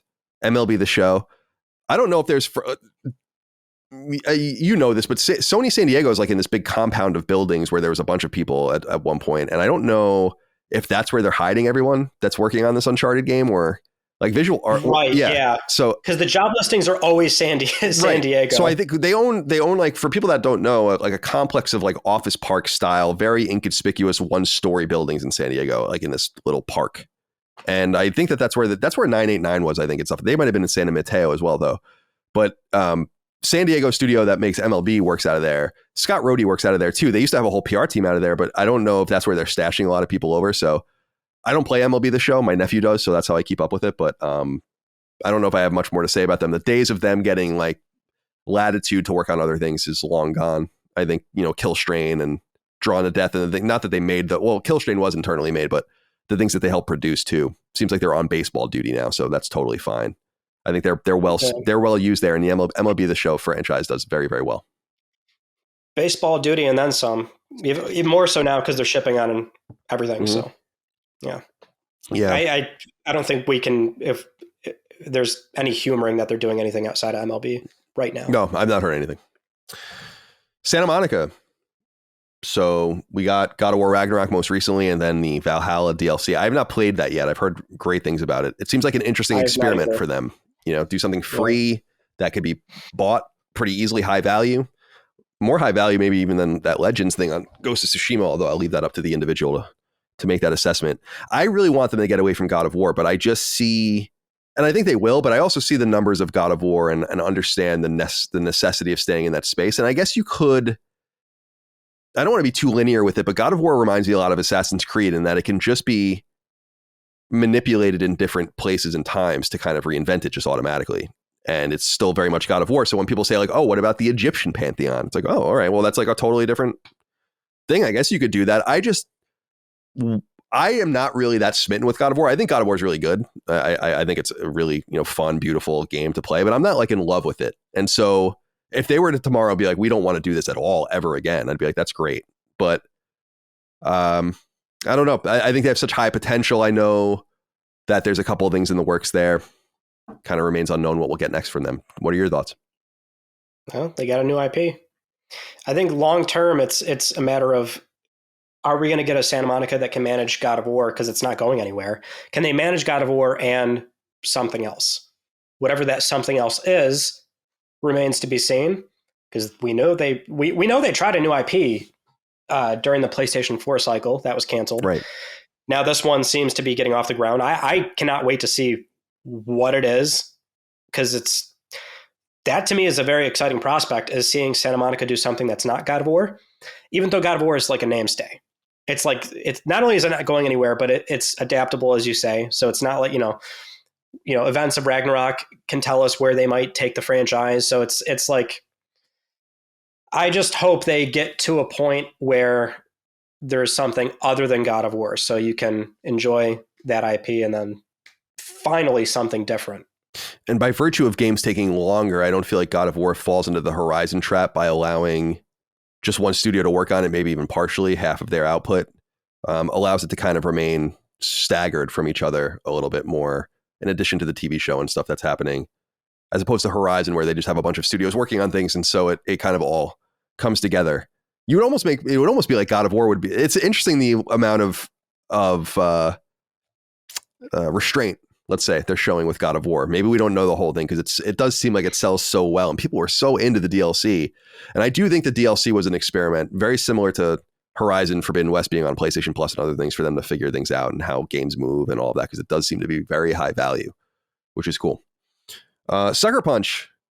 So I think we assume we'll see Ghost of X, whatever, as the next game. I think they're a one game studio. I don't know that there's any evidence of otherwise. So I like Ghost of Tsushima. I think it's cool. Again, it is disappointing that we're no longer in the PS2 or PS3 quick cycle days where we can imagine them doing something else, but I think it's going to be many years before we see them do something that's not samurai related. And so what do you think of Sucker Punch? And, I guess the Sly Cooper's done, Infamous is done. I thought that their letter that they wrote a couple years ago was interesting about how, like, those franchises don't live on without them, which they don't.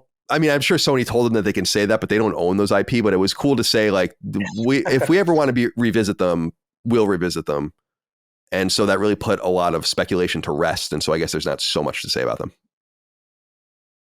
Yeah, I like that statement a lot, though, because I'm sure there's definitely a sense of, like, I guess, respecting the creators of the property, to where if we're going to do this, like, let's check in with the studio that made the thing, and how do you feel about doing another one? How do you feel about if it goes to so I always like that statement a lot. But yeah, I think they're kind of an open and shut case, right? It's just more Ghosts for now. As far as I know, they're not doing anything else. It's more a matter of it's Tsushima 2.0 single player, and also whatever another Legends is going to look like, since they're still doing multiplayer as well. I don't think we have a good idea of, like, exactly if that's, like, some sort of larger scope and that's going to get in the live service. I don't think it is. Yeah, I don't know. So I hope they have enough wisdom to have restraint with the reason people love something and not getting blood out of a stone with it. They'll go get that out of something else. Yeah, but it seems like people liked Legends because it was very sort of modest, because it came out of nowhere, but it wasn't like a live service thing. It was like hey, here's a free, very standard multiplayer, matches resolve after 10 minutes or something kind of thing. And so, I mean, I haven't played a lot of it, but it's my understanding that people actually really liked that and they just want more of it. So I'm not sure if they're just going to do a Legends 2.0 thing that remains modest, or if it's maybe part of the roadmap where it doesn't show up until they ship the next single player game. So I'm not really sure how they're going to approach it. Yeah, I it's funny, man. You talk about showing the respect for the developers and stuff. It is in the light of Sanzaru making Sly 4 basically without permission in the beginning, and basically kind of shoving that onto Sony, and Sony accepted, of course. Yeah. But maybe that is where it comes from. Like, they might not have just ever been happy with that, especially because Sly 4 teases like a major ending. Like, the ending of Sly 4 teases a new game and all of that, and so, like, it was getting maybe out of their control. Whatever happened, by the way. This is another postscript. Wasn't there going to be a Sly Cooper cartoon? Remember, it was like ordered, and there was like a bunch of, like, a ridiculous amount of episodes were ordered of it, like 110 or something. And I don't remember who was responsible for making it and where it was going to go. That's like one of those things where, like, I know about this, but I'd have to Google it again to see who was involved in that. But it was totally public. A teaser was out there and nothing materialized. Yeah, very strange. Very strange. Yeah. I love Sly Cooper. I think Sly Cooper is really great, but I'm glad it can be done now. Again, with some of these games going to Killzone, Resistance, Sly, others, it's like, leave them alone to the extent where you can just straight up reboot them or like do it again. SOCOM is another example of that. Like, that would actually make maybe even a little bit more sense, but I think it's okay to leave the old ones alone. Infamous, same thing. Okay. Although there's no place for Infamous now with Spider-Man and all the rest. I think they're fine not doing that. We already talked about Valkyrie, so there really is only one left, which is Team Asobi. This is kind of the remnants of Japan Studio. You had kind of lamented earlier their collapse. It was a sad situation, man. And some great games came out of there, from Parappa to the Puppeteer to, I don't know, there's so many of them, more than you could possibly name. But we end up getting Team Asobi, which I think is a much more reasonably sized studio. And I suspect we'll see, I don't know, what an Astrobot game out of them in the next couple of years. I mean, are they really going to take much longer than that? Yeah. I'm predicting on the basis of very little information that they're actually going to announce and ship this like soon. No, that'd be great. That they might have some sort of like very modest like 2D and also VR Astrobot game that's like, hey, they show it and guess what, Q4 this year, and maybe it's priced at like $39.99, $49.99, whatever. But I don't know. I feel like if that happened, that would be the most like cool, let's do it sort of thing. I hope I'm right about that. Otherwise, I would be a bit curious as to what the hell they're doing that's going to take this long. Because like Playroom shipped with PS5, right. So I feel like there's enough time to sort of, if you're doing more Astrobot, you know, we shouldn't be that far away from seeing something else. But I know that's my spitball take on what we could see from them. If it's new, then yeah, we're going to be waiting a long time. Yeah, indeed. I do wonder what would be the best use of those resources. Would be like, does Astrobot have real resonance? Is this something you really want to double and triple down on? Or is it something that you're foisting on someone by including it in something and people don't really care about it? It's unclear to me, you know, if there's like a real market for it or not, but it's probably worth exploring that. I also love the idea of just releasing like free games for your console as well. Like having a team that just is dedicated to releasing, you know, free content that shows things off. And really, you know, like what game shows the DualSense off better than that bundled in game? It's sad, but true. And so sometimes you want to maybe just show off the perks for other developers and publishers. And there could be a route to doing like some more free to play, smaller products, but I suspect you're probably right. Some sort of hybrid game would make a lot of sense. And they do need to support PSVR 2 better. So it would be interesting to see that. I feel like they've probably got some telemetry on the Astrobot IP to where they maybe want to give this thing a fair shake finally. Because if you look back at Astrobot, it started with the what's the exact name of it? On PS4 day one with the camera. Oh, that's Astro's Playroom, right? Oh no, there's Rescue Mission. What's the name of it? I keep forgetting the name of it. Yeah, let me see. The Playroom, PlayStation 4's. I think it's just the Playroom. Yeah, the Playroom. That's what it is. The Playroom, right? Just the Playroom. So right. Like that on day one, nobody played that because nobody bought the PS4 camera. Then Astrobot VR, it's like, okay, only for VR owners. Astro's Playroom on PS5, that's the first one where like that is a lot of exposure. So I feel like they've also got a fair amount of telemetry on just engagement with that free game and just like seeing the sort, and maybe this goes into more anecdotal evidence, but people seem to really enjoy Astro. So I feel like maybe it's time to like do a proper, you know, premium paid release for Astro that is also 2D, so anybody can go out and buy this thing. I just hope that's kind of what they're doing, is like as an Astrobot test bed, as a moderately priced game, which maybe kind of goes in the opposite direction of what we were suggesting earlier. But I would like that to be the case. That's what I think is happening. It says, I don't know if it's true, on Wikipedia cited for 2022 that their headcount's only 60. So they probably would make something smaller like that. And yeah, that would be exciting. And I do think, especially with the dearth of kind of, I think Media Molecule walking away from Little Big Planet really killed its momentum for Sackboy to be something more meaningful than this kind of B tier character from Little Big Planet 3 or Sackboy's Big Adventure or whatever the case might be. And so I do think they need to, it's kind of like Toro and PlayStation All-Stars. It's like, there does need to be some sort of central, I don't know, mascot like character that would be associated with them. And maybe it would be Astrobot. I don't know. It's kind of there. Yeah. Yeah. It definitely has that sort of appearance now, I would argue. Well, that's certainly what they want. I would say that anyway, clearly. Well, Ryan, I've kept you longer than I had intended to, so I'm sorry about that. We've been going for over 2 hours, so our show is fucking 5 hours a week sometimes, so I'm sorry to keep you for so long, but I had a great, you're fine. Yeah. Oh, good. I had a great time talking to you finally about all things PlayStation, to kind of tap into your knowledge and all the rest. Thank you for taking the time to join me on Sacred Symbols. I appreciate it.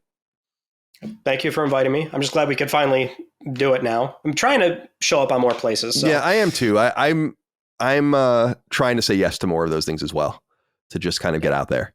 But people should go support you on YouTube, youtube.com/MysticRyan. And you're also on Patreon, I noticed, right? Yes. Patreon.com/MysticRyan. So go, our audience is very familiar with Patreon. So go check out Ryan's content and support him over there if you'd like. And is there anywhere else that you want people to find you? Do you post a lot on Twitter or anything like that? I lurk a lot. I don't post very often. Yeah, I'm a lurker as well. Okay. Well, yeah, go check them out on YouTube, Patreon, etc. Ryan, I appreciate your time. Thank you again. Thank you all out there for your love, kindness, and support. Couldn't do it without you over on Patreon, patreon.com/lastdaymedia and lastdaymedia.store for merch. We'll see you next time. Until then, goodbye. Sacred Symbols, a PlayStation podcast, is a product and trademark of Last Stand Media and Colin's Last Stand LLC, and is proudly recorded in the USA. The show is conceived by, is written by, and is directed by me, Colin Moriarty. My co-hosts are Chris Raygun Maldonado and Dustin Furman. The show is produced by executive producer Dustin Furman. It's edited by associate producer Ben Smith. All of Last Stand's theme music is by my best friend, Ramon Narvaez. As you know, all of Last Stand's shows, including Sacred Symbols, are fan-funded on Patreon at patreon.com/laststandmedia. The following names are at the producer level on Patreon, our highest tier, and we're grateful for your thoughtful and kind contributions to our independent endeavor. Thank you.